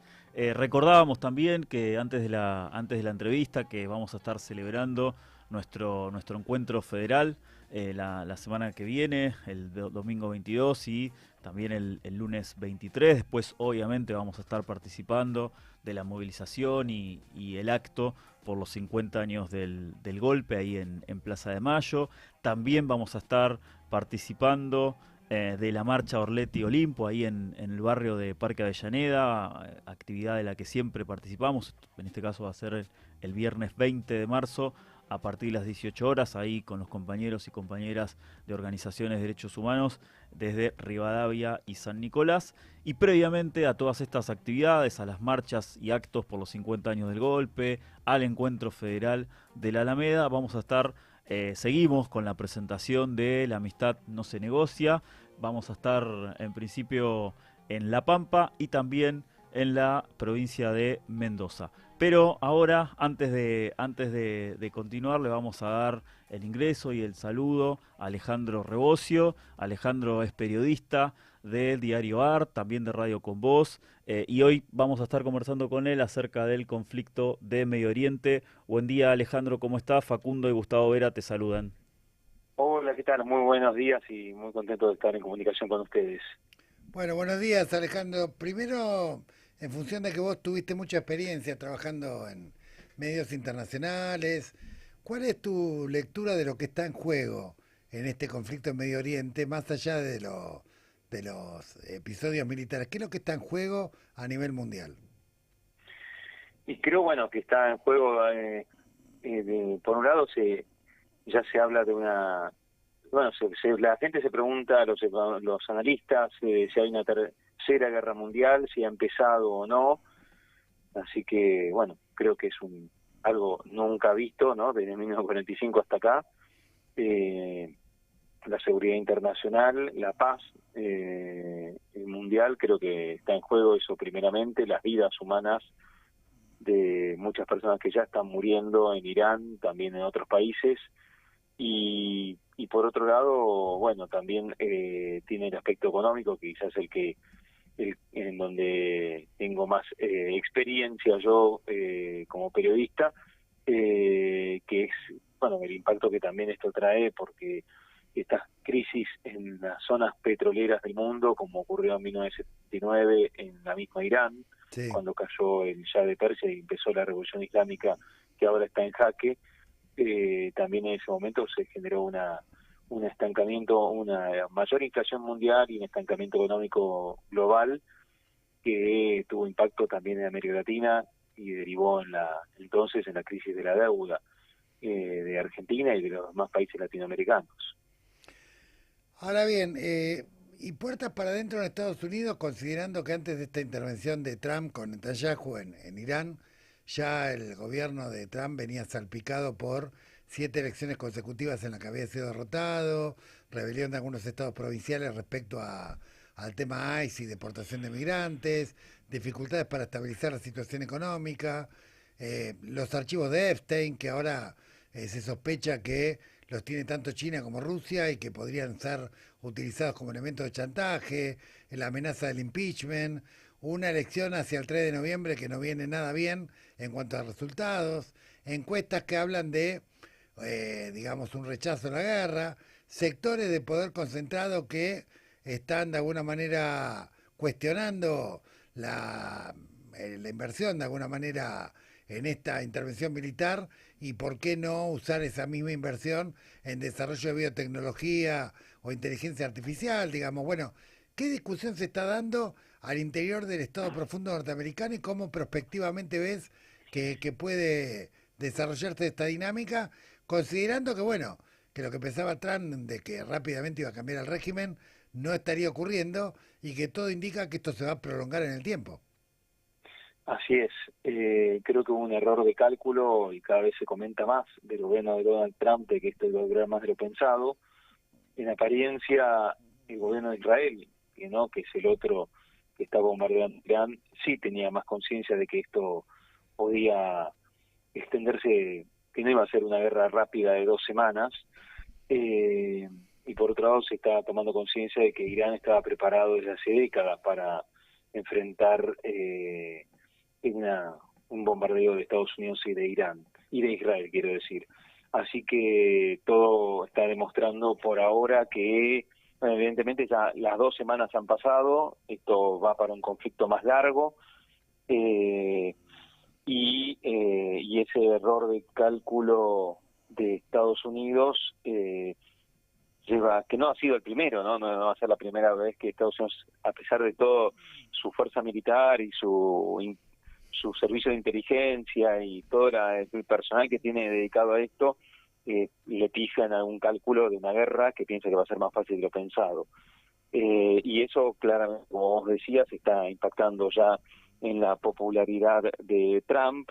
Creo que también a la hora de, hoy leía que ya los norteamericanos están pagando 24% más el combustible. Gasolina, sí. Y entonces es uno de los países donde más ha impactado el aumento del petróleo. El petróleo casi se duplicó desde que estalló la guerra, pero no todos los países ha impactado igual. Algunos de nuestra región, como Brasil, como México, han tomado medidas para evitar que esto afecte tanto al bolsillo de sus ciudadanos. En Argentina no, ya aumentó 7-8% el combustible, pero en Estados Unidos es aún más. Y eso está caldeando el humor de los norteamericanos, sumado a todos los otros factores que vos me mencionabas, y pone en duda el desempeño del Partido Republicano en las elecciones de noviembre. Veremos qué pasa, ¿no? Porque yo creo que últimamente hasta no verlo no lo creo, ¿no? Sí. Ahora se pronostica que le va a ir mal a Trump y hay un camino largo hasta noviembre y veremos si se termina concretando, porque me parece que los fenómenos de la ultraderecha en el mundo han demostrado ser más fuertes de lo previsto, ¿no?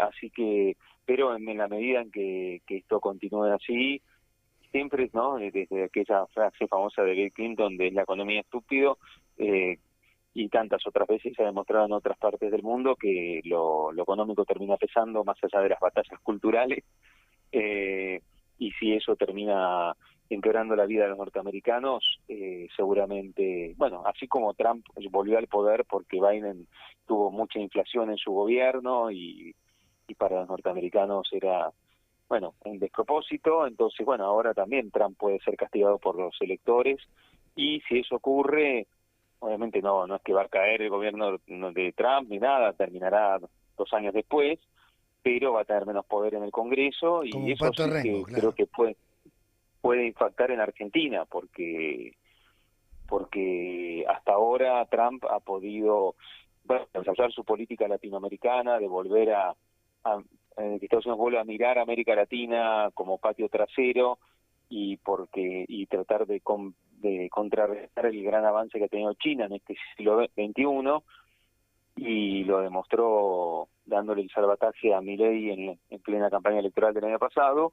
Pero si llega a perder las elecciones legislativas, todo ese tipo de maniobras, como el dar un rescate inédito a Milei, va a estar más cuestionado. Va a ser más difícil que Trump pueda seguir sosteniendo a aliados como Milei, y por lo tanto, también creo que en el mismo gobierno argentino ya se están preguntando, quizás no tenemos asegurado los dólares para siempre hasta que termine nuestro gobierno, porque muchos analizaban que en la medida que Trump le asegurara rescate seguro a Milei, acá no iba a haber una devaluación, no iba a haber un descalabro del por lo menos de lo financiero. Sí podía haber cierre de industrias y una muerte lenta, diría yo, de la economía, pero no un descalabro y un colapso de un día para el otro, con el dólar saltando, que es lo que suele ocurrir en la Argentina cuando hay crisis. O sea, eso estaba descartado, porque tenía los dólares que te iba a dar Trump. Ahora, si en noviembre no le va bien al Partido Republicano, los demócratas van a insistir, como hicieron el año pasado, en cuestionar un salvataje a Argentina, y por lo tanto ya para 2027, ¿no? Justo el año electoral en Argentina, puede ser que ya Trump no pueda seguir mandándole plata a Milei en caso de necesidad y urgencia. Bien, ahora volviendo de vuelta al conflicto internacional, y obviamente antes de noviembre, algún acontecimiento que podría llegar a ocurrir, vos que seguís bastante la información internacional, yo he leído en varios medios que hubo un hackeo durante el mes de marzo a archivos de Epstein por parte de los chinos, y además también en los documentos desclasificados que hizo el propio Departamento de Justicia se ha admitido que Epstein buscó en algún momento traficar la información extorsiva que tenía con el propio gobierno de Putin y que incluso tuvo contacto con algunos funcionarios. Acá como que detrás de la guerra que tiene costos de vidas, costos económicos, costos terribles, hay una guerra híbrida donde parece que cuentan con una especie de espada, tanto China como Rusia, y hay una carrera contra el tiempo entre quién va, digamos, a tirar la carpeta primero. Si la va a tirar los que compiten contra Trump, en el caso de que intente una invasión terrestre, o si el propio Departamento de Justicia se va a anticipar y hacer una especie de saneamiento quirúrgico para evitar males mayores. ¿Vos cómo ves? ¿Ves que esto está ocurriendo en el trasfondo de la guerra? Sí, creo que sí.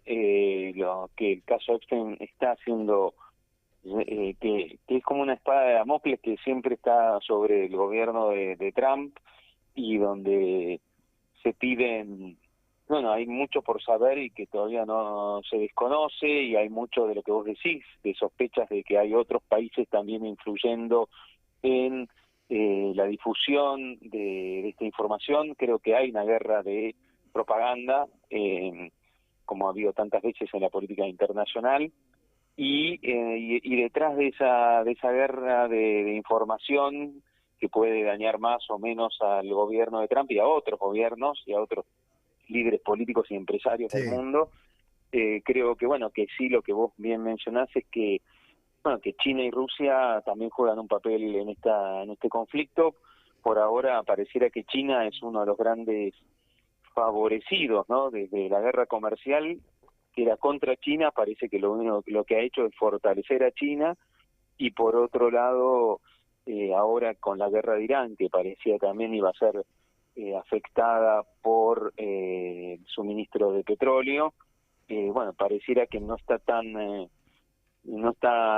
débil y puede conseguir otras fuentes de abastecimiento, como la propia Rusia, que a su vez también se está beneficiando por esta guerra, dado que bueno, así como consigue venderle a China el petróleo y suplantar el petróleo del Golfo Pérsico que necesitaba China, por otro lado, bueno, se lo ve a Trump liberando o anunciando presunta levantamiento de sanciones contra Rusia, con lo cual pareciera que, bueno, que Estados Unidos y Rusia, que se enfrentaron en su momento por la guerra de Ucrania, bueno, cada vez está con menos problemas Rusia al respecto, porque podrá exportar lo que sin sanciones, como lo viene sufriendo desde 2022.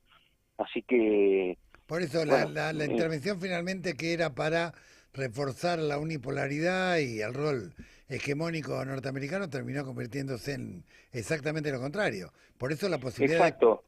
Por eso pregunto por la posibilidad de que se utilicen los archivos que faltan, que son 48.000 de los 5.000 que se publicaron, para tratar de precipitar o adelantar de alguna manera un final a algo que está empantanado, y que cuanto más tiempo ocurre, no solamente desgasta Trump, sino que desgasta también el papel de Estados Unidos en la economía mundial. Además, teniendo en cuenta que sus propios aliados de la OTAN se están empezando a abrir abiertamente, ¿no? Como Italia, España, etcétera. ¿Cómo vos ves que esto puede llegar a ocurrir, que antes de noviembre puede haber definiciones importantes en Estados Unidos que a su vez tengan obviamente consecuencias directas sobre Argentina?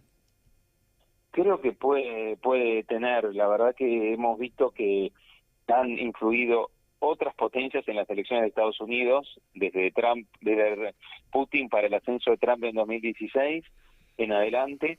Es curioso, ¿no?, que otros países influyan en las elecciones de Estados Unidos, ¿no?, la principal potencia económica y militar mundial, pero ha sucedido.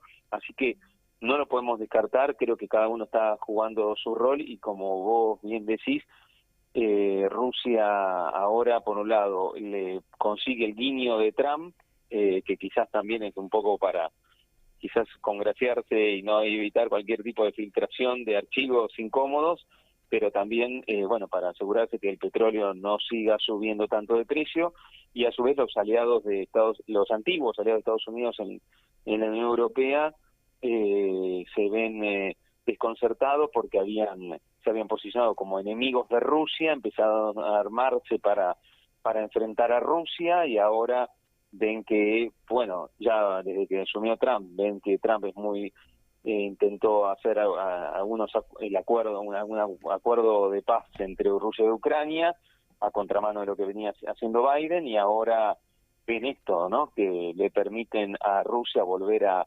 exportar sin sanciones su petróleo, y que sí, es una época de desconcierto y de permanentes cambios, así que creo que hay un tira de afloje en cuanto a estas filtraciones, a ver hasta cuándo afloja o no Trump, pero que evidentemente hay información que quizá vos sabés mejor que yo sobre el contenido de los activos de Epstein en cuanto a lo que puede afectar al presidente norteamericano, ¿no? Así es, y me da toda la impresión de que la única salida elegante que les va quedando atrás es retirarse con la promesa de que Irán no va a hacer armas nucleares, que la garantiza China, o sea que, bueno, es una vaga promesa, pero retirarse y habiendo dejado fortalecido, o sea, no habiendo logrado ni cambiar el régimen en Irán, habiendo fortalecido a Rusia y habiendo fortalecido a China. Tal cual, o sea, no logró, o sea, terminó, como vos decís, no logró ese mundo unipolar de donde lidera Estados Unidos, sino que se refuerzan sus dos principales contrincantes, la ascendente China y Rusia, que nunca dejó de tener su potencia a pesar de la caída de la Unión Soviética hace tantas décadas atrás, y por otro lado el régimen de Irán no sucede lo mismo que con Venezuela, no es que claro, que bueno, obviamente tampoco en Venezuela de un día para el otro no cambió tanto, pero bueno, ha habido liberación de presos políticos, hubo algunos cambios que se están sintiendo en Venezuela. En el caso de Irán, no, nada ha cambiado en cuanto nada ha cambiado, y el apoyo aparte, y el apoyo satelital y misilístico de China y Rusia fueron clave también. Totalmente. Es que bueno, no hay que olvidar que Irán y Rusia tienen una gran alianza, Irán proveyéndole material militar a Rusia en Ucrania, y bueno, y ahora hubo que devolver los favores, ¿no?, por parte de Rusia. Bueno, Alejandro, te agradecemos muchísimo, se nos acabó el tiempo porque tenemos el próximo entrevistado, pero vamos a volver a contactarte para ir monitoreando esta situación mundial, porque consideramos que no es más que una noticia, es más que una guerra, es un punto de inflexión mundial, digamos, en el realineamiento de las naciones, ¿no? Totalmente. Bueno, te mandamos un abrazo grande y que tengas buena semana, Alejandro. Gracias. Gracias a ustedes. Conversábamos con Alejandro Rebocio, periodista, tiene ahí su programa en Radio Con Vos, periodista de Diario AR, también corresponsal de varios medios de comunicación, sobre, bueno, en primer lugar, el conflicto Medio Oriente y cómo esto empieza a pegar, empezamos a sufrir las consecuencias en nuestro país. Y seguimos, como saben, desde hace 6 lunes, venimos trabajando en particular y profundizando sobre los temas que hacen a la bandera de la Alameda, la trata, explotación, a la cuestión del descarte, y también hace varios lunes que venimos conversando con distintos actores del Poder Judicial que tienen causas emblemáticas, que entendemos nosotros han trabajado, han investigado de manera que requiere, digamos, que requiere una buena valoración, y en ese sentido vamos a estar conversando con Claudio Kishimoto, que es fiscal federal de la Fiscalía número 2 de Rosario, ahí en la provincia de Santa Fe. Buen día, Claudio. Gustavo Vera y Facundo te saludan. Gracias. ¿Qué tal? Buen día. ¿Cómo le va? ¿Cómo estás, Claudio? Buen día.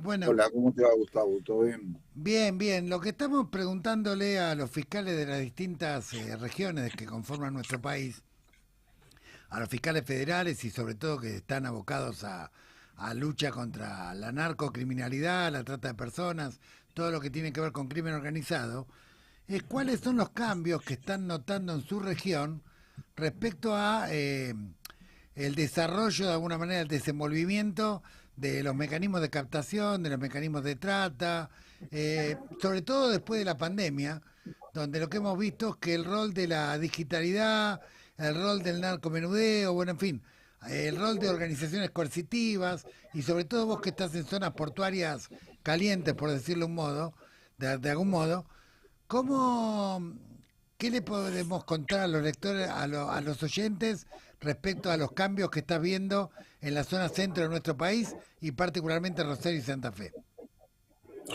¿Qué tal? Bueno, mira, indudablemente hay un nuevo enfoque, no al modo tradicional, ya la cuestión de la investigación y la judicialización se tiene que hacer con el enfoque digital. Indudablemente hay toda una perspectiva novedosa para nosotros, porque la utilización de determinadas redes para la captación implica de alguna manera un nuevo modo de investigar y poder focalizar el fenómeno desde otro punto de vista. Porque nosotros, te voy a comentar 2 casos que tuvimos. Uno de los casos fue el modo tradicional, que fue en la sede de la jurisdicción de San Lorenzo. Una persona capta a otra, la lleva a la ciudad de Córdoba para explotarla sexualmente, con todo lo que eso conlleva, y la explotación fue increíblemente al modo tradicional. ¿Cómo tomamos conocimiento nosotros? Gracias a la denuncia que hizo una amiga de esa persona explotada, porque no se animaba por el famoso factor de poder, digamos, que le creaba no solamente un esquema muy llamativo a la vulnerabilidad de esa persona, sino además concretamente tenía miedo de hacer la denuncia. Nosotros pudimos de alguna manera reencauzar esa denuncia por medio de la ayuda de los psicólogos del programa de protección, y bueno, de esa manera la estamos encauzando. Indudablemente, como vos decías, hay una relación en el tema de trata, droga y el tema del enfoque digital en la actualidad. Nosotros, desde el esquema de la pandemia, hemos observado que ya las personas movían a determinado grupo de menores, generalmente, por medio de la necesidad económica. Esa necesidad económica, que era indudablemente muy, de alguna manera, interesante para las víctimas, hacía que era muy fácil poder acceder a ese esquema de captación digital. Sí. Nosotros ahora estamos focalizando de alguna manera esa cuestión, pero indudablemente hay operadores que no están todavía preparados para poder investigar en ese punto. Ahí nuestro gran déficit se encuentra en ese punto, en esta cuestión. La falta de operadores focalizados en un esquema de investigación con un necesario grado de profundidad, porque hasta ahora se veía como que era una cosa totalmente natural y fácilmente, digamos, no es la palabra adecuada, algo ficticio o pasajero, pero indudablemente al no focalizar la cuestión sobre la captación de manera digital, nos estamos perdiendo de una gran organización que está atrás de todo eso. A veces es muy pequeña, pero a veces hay una gran organización.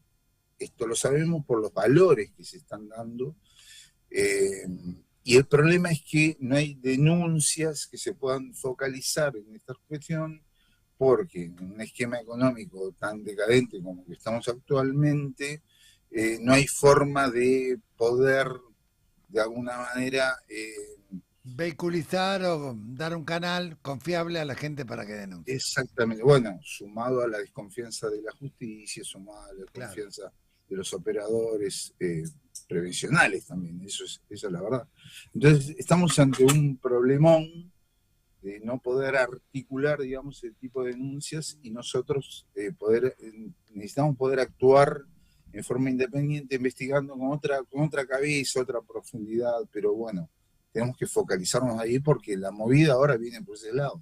Claudio, y consultarte más allá del recurso humano, ¿no? Y en esto de capacitarse, de apuntar un poco mejor, de cambiarle la óptica a las investigaciones, porque evidentemente lo que antes era presencial, de manera cuerpo a cuerpo, hoy en parte se da la virtualidad, pero ¿qué hay respecto de la tecnología o de los sistemas o de las áreas de informática con los que cuenta, por un lado, el Ministerio Público Fiscal, al cual perteneces, pero también del Poder Ejecutivo a nivel nacional o provincial que pueden colaborar? Ahí, digamos, ¿habría que complementar, mejorar o cómo está esa El infraestructura? El tema está en que nosotros como operadores judiciales o del Ministerio Público Fiscal podemos tener algún contacto, alguna denuncia, algún hilo puntual donde empezar a tirar, alguna punta donde empezar a tirar respecto a alguna red, algún enfoque digital. Pero no estamos pendientes de toda esa cuestión, porque no estamos constantemente buceando, digamos, en las redes. Lo que sí se necesitaría, y para eso es importante la inteligencia artificial, utilizar la inteligencia artificial para ir directamente a la búsqueda de esas redes, pero para eso necesitamos operadores capacitados en la interactividad, digamos, de la mirada digital para poder focalizar y prevenir este esquema de trata. Bien. Si no tenemos esos operadores que tengan esa mirada, esa mirada digital, utilizando las redes sociales, utilizando las aplicaciones libres, es muy difícil, porque nosotros no estamos constantemente operando e investigando en las redes. ¿Y esto es, esto es algo que ya está en debate dentro del Ministerio Público Fiscal? ¿O está, sí, la utilización de la inteligencia artificial, hay una propuesta del procurador, digamos, instancia de procurador. Se hizo una encuesta a fines del año pasado, a principios de este año, justamente cómo veíamos nosotros, los magistrados, funcionarios, empleados, la utilización de la inteligencia artificial para determinadas cuestiones. Yo lo veo favorable, yo creo que hay que utilizarlo en algún sentido, hay que chequearlo constantemente, esa información, pero creo que sería bueno porque hay una utilización favorable que se puede realizar en esto, en la prevención de determinados delitos. En el rastreo de redes que puedan estar operando, digamos, o sea, tener un rol preventivo más fuerte. Exactamente, es esa la cuestión. Claudio, por mi parte, la última consulta, si están pudiendo articular con la justicia provincial, sabemos que la trata forma parte obviamente del crimen organizado, pero muchas veces las causas se inician en la justicia provincial y vemos que, no en todas, pero en algunas provincias hay algún problema de articulación de esas causas que se inician por una búsqueda de paradero, por una cuestión de narcomenudeo y que finalmente desenmascara o termina en una red de trata. ¿Están pudiendo hacer esa articulación de manera virtuosa? Tenemos grandes problemas, te voy a ser sincero, grandes problemas de niveles de cooperación. A veces existen en temas puntuales, narcotráfico. A veces existen en temas puntuales, por ejemplo, el tema de las armas, homicidios, etc. Pero no existen en el tema de trata, lamentablemente. Lo que sí, nosotros tenemos bien aceitado, particularmente tenemos, creo, bastante bien aceitados los mecanismos informales, que a veces no alcanzan. Pero esos mecanismos informales, de alguna manera, llegan a un amplio espectro, lo suficientemente amplio como para poder llegar a gente conocida que nos puede dar aviso de una información que a nosotros nos sirve para actuar en el momento. Estos mecanismos informales, que para mí son válidos porque realmente implican una red de contención distinta, digamos, porque se utiliza el WhatsApp, contactos telefónicos, otro tipo de aplicaciones, permiten intercambios rápidos y directos con la información y con la persona que nos quiere hacer llegar una cuestión. Entonces esa interconsulta para mí es muy válida. Bien. Pero si vos me hablas de una cooperación formal yo creo que ahí estamos en un déficit bastante grande, por no decir. ¿Por qué? Porque como ustedes sabrán, se han roto todas las redes de contención de un tiempo a esta parte. Claro. Y lamentablemente ese costo lo estamos pagando en la actualidad. La última pregunta, Claudio, para tratar de profundizar un poco en el diagnóstico. Bueno, es sabido que una gran cantidad de niños, niñas, adolescentes durante la pandemia se incorporaron al mundo digital desde un contexto de analfabetismo digital, o sea, desde un contexto familiar, social, que no tenía una cultura digital como para enseñarle un uso responsable de las redes sociales, algunas precauciones. Y hoy hay un debate en varias provincias donde se pretende quizás copiar mecánicamente experiencias como en Australia o en Suecia, que han prohibido, por ejemplo, el uso de, digamos, instrumentos digitales en la escuela, volver a la lectoescritura, etcétera. ¿Vos pensás que cómo se podría trabajar la prevención? A ver, si no se trabaja la prevención en las escuelas y tampoco la familia tiene una cultura digital, ¿no se lo está dejando ese niño adolescente librada a la propia suerte de la calle virtual para que sea captado de manera muy sencilla? Es tal cual, es tal cual. Estamos dejando totalmente liberado en manos de un grupo de personas que quieren dirigir esa cuestión, no, ni siquiera maquiavélicamente, estoy diciendo, cada uno usa un provecho y digitalmente hay gente que se está aprovechando de los menores. Esto lo ves, es patente, lo veo muy claro en la juventud, cómo determinados personajes utilizan por la famosa moda, te suben o te bajan el pulgar en determinadas cuestiones y es muy fácil redirigirlos a un sentido. Por eso no es mala idea que la utilización del celular esté prohibida en el secundario, al menos en los picos de recreo. También es cierto, los adolescentes, y son más vivos en algunas cosas que nosotros, utilizan el celular para aprovechar la inteligencia artificial para los deberes, para las lecciones. Sí, claro, claro. Por un lado, y por otro lado, es indudable que aprovechan toda la focalización de la posmodernidad, si vale el término, en cuanto al uso de las imágenes en un determinado sentido. Esa es la cuestión de fondo, porque si el celular lo usaran para una lectura digital de libros sería fantástico. Pues sabemos que no es el uso.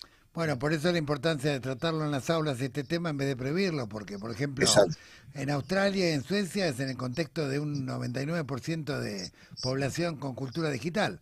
Acá estamos actuando en un contexto de casi 60 o más % de jóvenes que se han incorporado como primer generación y que nadie les enseñó, y si en la familia no le enseñan porque no saben y en la escuela no les enseñan porque está prohibido, bueno, entonces estamos dejando a los pibes en manos del crimen organizado, me parece. Está bueno ese punto de vista, está muy bueno. Yo solamente lo había observado en que si nosotros le prohibimos en el secundario la utilización del celular, de alguna manera estamos evitando que el celular. Hay una lectura muy buena de Byung-Chul Han que habla sobre, el libro se llama Sobre Dios. Sí.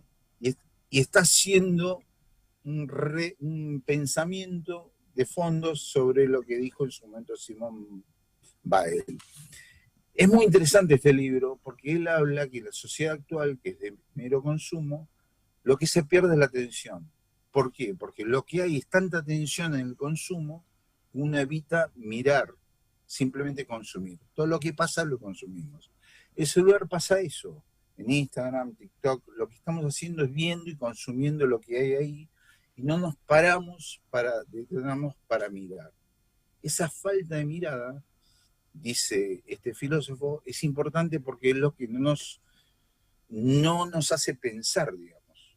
¿Por qué? Porque mirar significa no consumir, sino pararse sobre algo y y reflexionar sobre algo. Es por eso que me resultó tan interesante esta lectura, que creo que discúlpeme que lo traigo a colación, sí, porque es una nueva mirada sobre el modo actual de consumo que implica el consumo digital, digamos, de todo lo que el celular te conlleva. Sí, y la preocupación de cómo tenemos anticuerpos, no solamente en la prevención comunitaria o en la prevención judicial, sino sobre todo en el trabajo con esta cantidad de pibes y pibas que es la primera generación, y que fíjate lo que pasó en el triple narcofemicidio, y lo último, ¿no? Fueron casadas después de haber desertado de la escuela, no tenían ninguna herramienta, venían de una familia que no tenía ninguna cultura digital, cayeron después en la estructura de narcomenudeo y después en un ajuste mafioso. La verdad que es casi una crueldad que expresa en toda su dimensión los peligros a los que están expuestos los pibes, y no nos ponemos las pilas desde la escuela, desde el Ministerio Público Fiscal, desde el Ministerio de Seguridad. Por ejemplo, hay países hasta discutiendo una policía virtual, como España, ¿no? Pero bueno. Exacto. Bueno, te agradecemos mucho. Lamentablemente nos quedamos sin tiempo, porque podríamos estar hablando horas. Gracias. Pero te agradecemos mucho a Claudio, es el doctor Claudio Kishimoto, fiscal federal. Sí, ahí conversábamos. Muchas gracias, Claudio, por el tiempo, la predisposición, la claridad en lo que nos contaba. Sí, conversábamos con Claudio Kishimoto, fiscal federal, titular de la Fiscalía número 2 de Rosario. Vamos a una pausa y ya volvemos para el último bloque del programa. Radiográfica. 20 años. 20 años con las patas en la fuente. Recuperando el aire. En movimiento. Construyendo comunicación popular. 20 años sonando a Radiográfica. www.radiográfica.org.ar. Los clásicos del domingo. Apiladas deportivas por Carlos Aira. Panorama sindical de Lucas Molinari. Fuentes seguras por Gabriel Fernández. Infórmate desde el pueblo y desde el sur.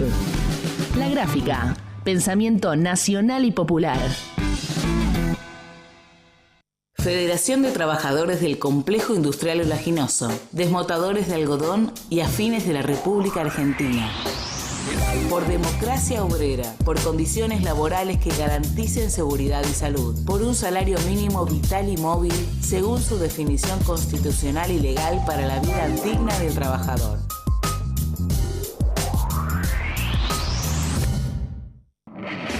La historia de 20 años vitales del fútbol argentino están en Héroes de Tiento y Héroes en Tiempos Infames, de Carlos Aira. 2 libros, 300 historias y 1300 páginas para comprender el fútbol argentino entre 1920 y 1940. Los ídolos, los grandes equipos, pero también las complejidades de una época que sigue marcando a nuestro fútbol. Lo conseguís en librerías o en la tienda digital de Ediciones Fabro. Frente Telefónico, la agrupación de los trabajadores y trabajadoras de las telecomunicaciones de FOETRA, Sindicato Buenos Aires, Unidad para la Defensa de los Intereses de los Telefónicos y por el Proyecto Nacional y Popular. Déjate atrapar por nuestras redes.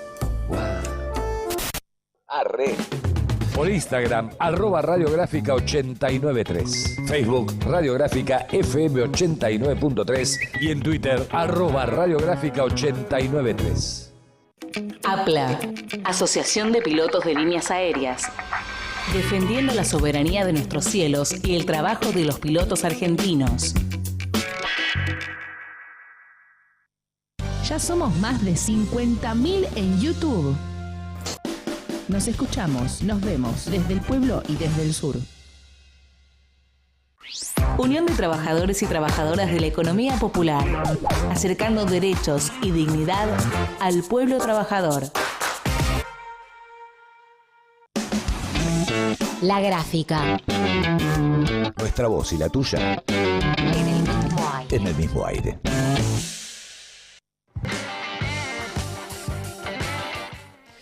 Bueno, y seguimos, son las 12:45, último bloque de Laudatistas. Seguimos en este segmento Pulso contra la Trata. Conversábamos hace unos minutos con el fiscal Claudio Kishimoto, fiscal federal de la ciudad de Rosario. Y ahora, para finalizar, vamos a estar conversando con la hermana Ana María Vilca Mamani.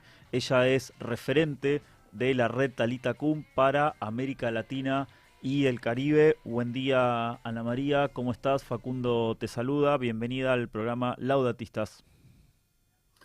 Hola Facundo, buenos días, un saludo aquí desde Arequipa, Perú. Bueno, un gusto. Ahí estamos. Finalmente estamos, hace varios lunes que venimos conversando con Ana María y finalmente pudimos concretar, así que bueno, muy contentos de tenerte. Lo primero, en general conversamos con distintos referentes, especialistas en materia de trata, pero siempre lo hacemos desde Argentina. En esta oportunidad que estamos hablando con vos, que digamos formás parte de la red Talita Kum, si se quiere una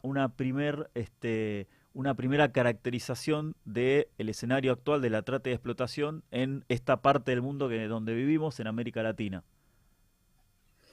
Bueno, como lo dijiste, somos de la red Talita Kum, es una red internacional de la vida consagrada de monjas, que nos dicen, ¿no? Que surgió en el año 2009, ¿no? Y el objetivo es responder de manera articulada a este delito, ¿no?, que existe en nuestra sociedad y que cada vez se agrava más, ¿no?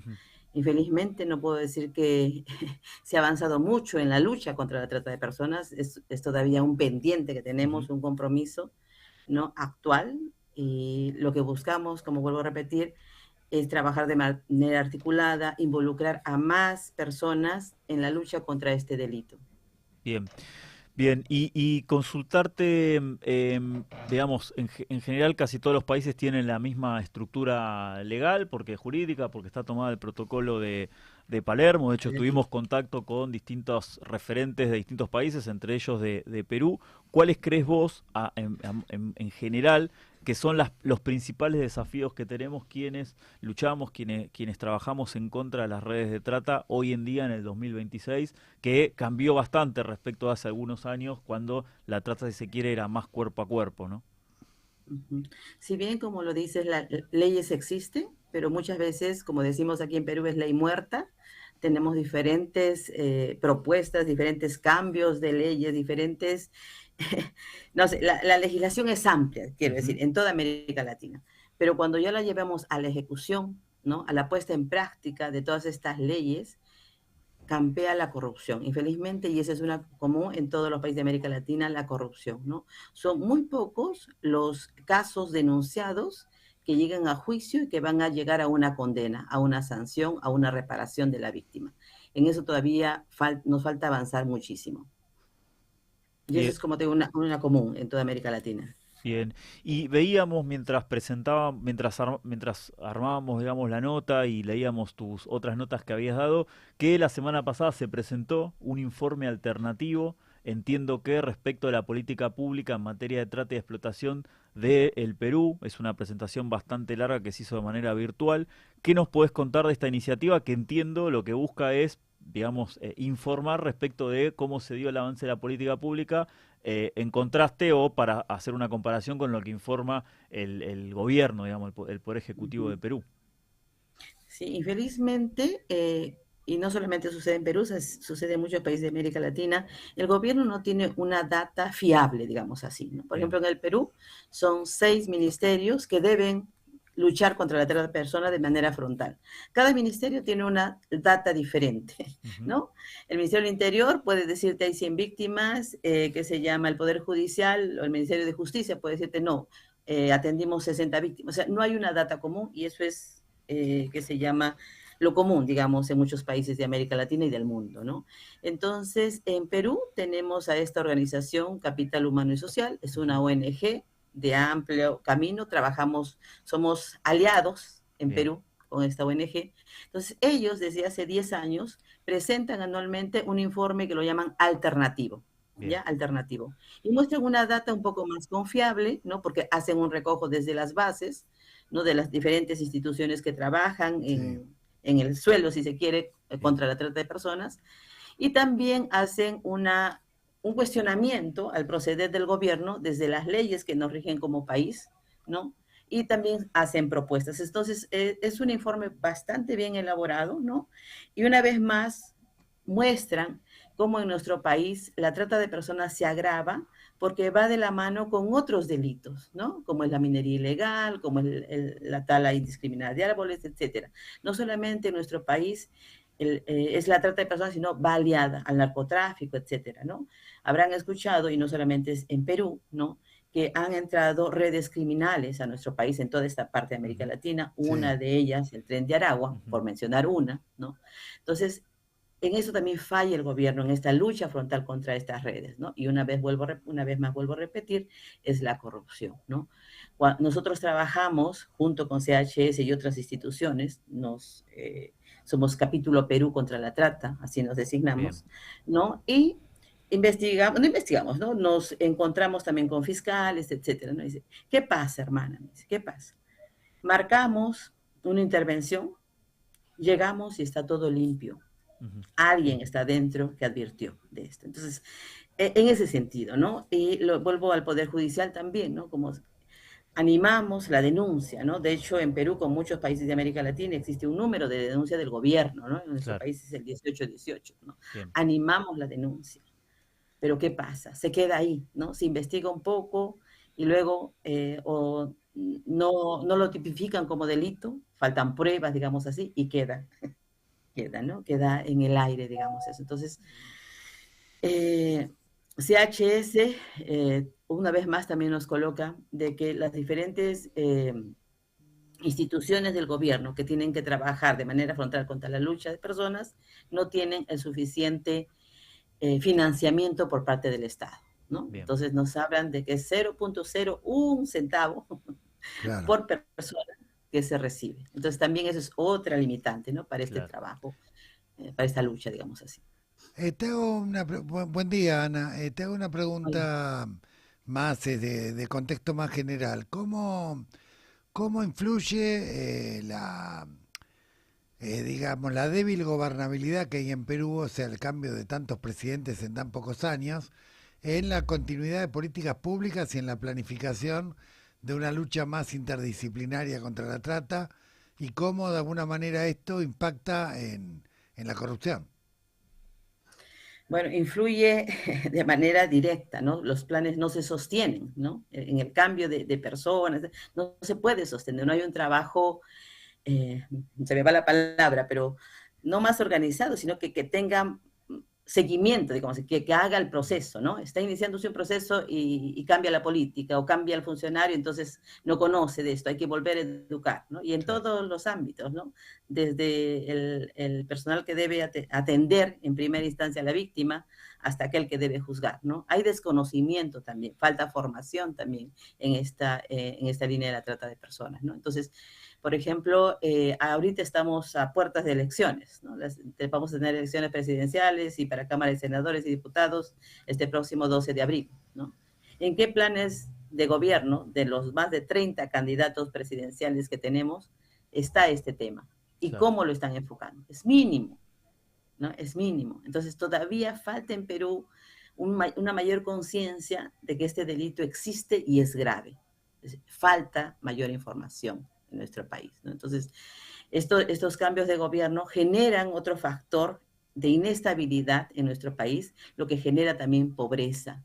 Y sabemos que si vamos a las causas de la trata de personas, una de las principales causas es la pobreza. Y la vulnerabilidad. Entonces, claro. Uh-huh. Que esta genera, ¿no?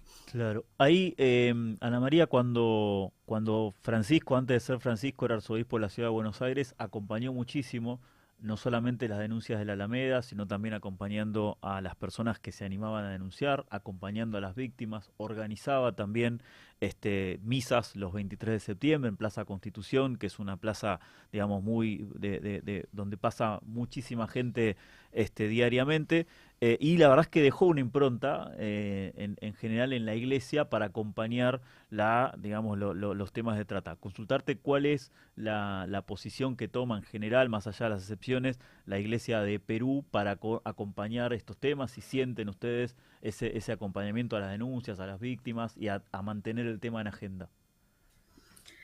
Facu, extrañamos a Francisco. Extraño mucho a Francisco. Nosotros también. No, Francisco llevó este tema, de hecho fue muy fuerte, tuve la oportunidad de participar en una audiencia con él y él identificaba muy fuerte, ¿no? Esto es una llaga, ¿no? En la humanidad, o sea, verlo así, ¿no? La trata de personas como una llaga en la humanidad, una llaga que nos debe doler a todos, ¿no? Infelizmente no nos duele a todos por diferentes procesos de repente que vivimos personalmente, ¿no?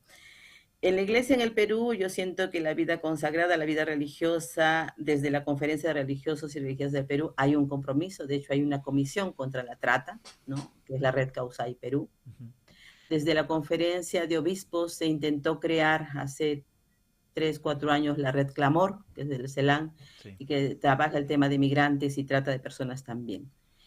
Todavía falta articular, todavía falta impulsar desde la iglesia, desde nuestros obispos. No quiero ser negativa, quiero hablar desde la esperanza. Nos falta todavía fortalecer lazos para continuar caminando fuerte, ¿no? Una palabra que nos une y que nos dejó Francisco, eso de sinodalidad, ¿no? Avanzar juntos, caminar juntos. Pienso que todavía, como iglesia en el Perú, estamos dando los primeros pasos, si se quiere decir, con mucha esperanza, ¿no? Con mucha esperanza. ¿Y qué expectativas tienen con el actual pontífice que, bueno, estuvo muchos años en Perú?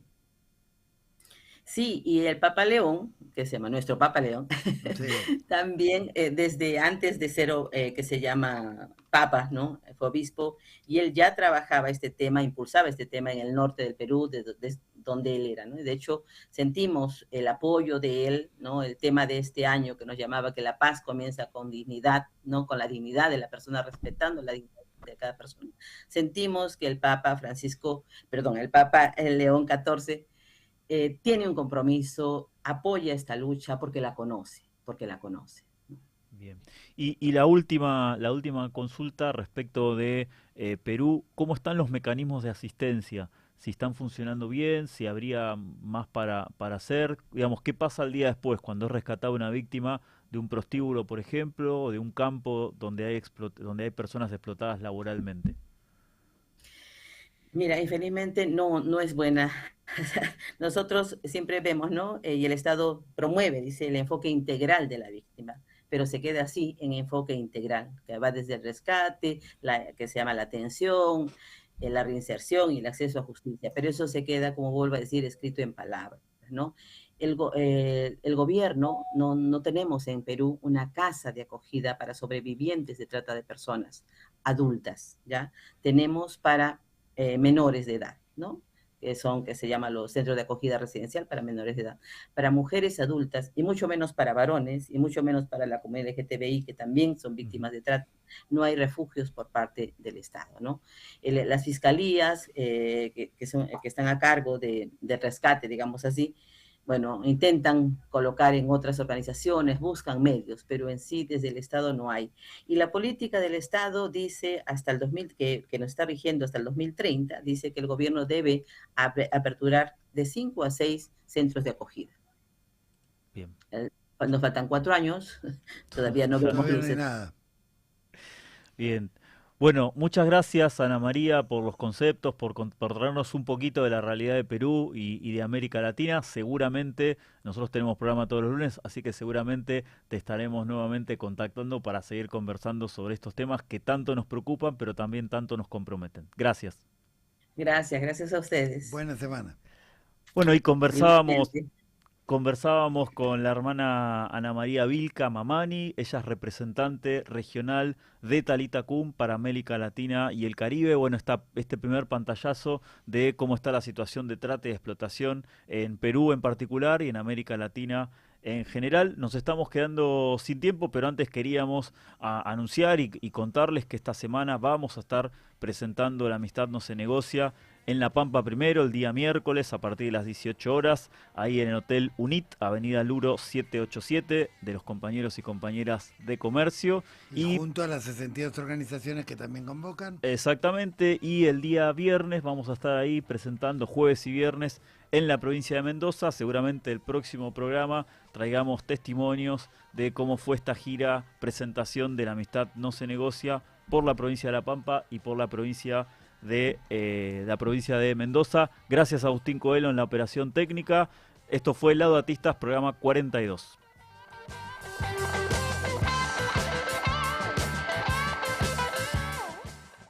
Radiográfica. 20 años. Agenda propia. Sonido original. Sé parte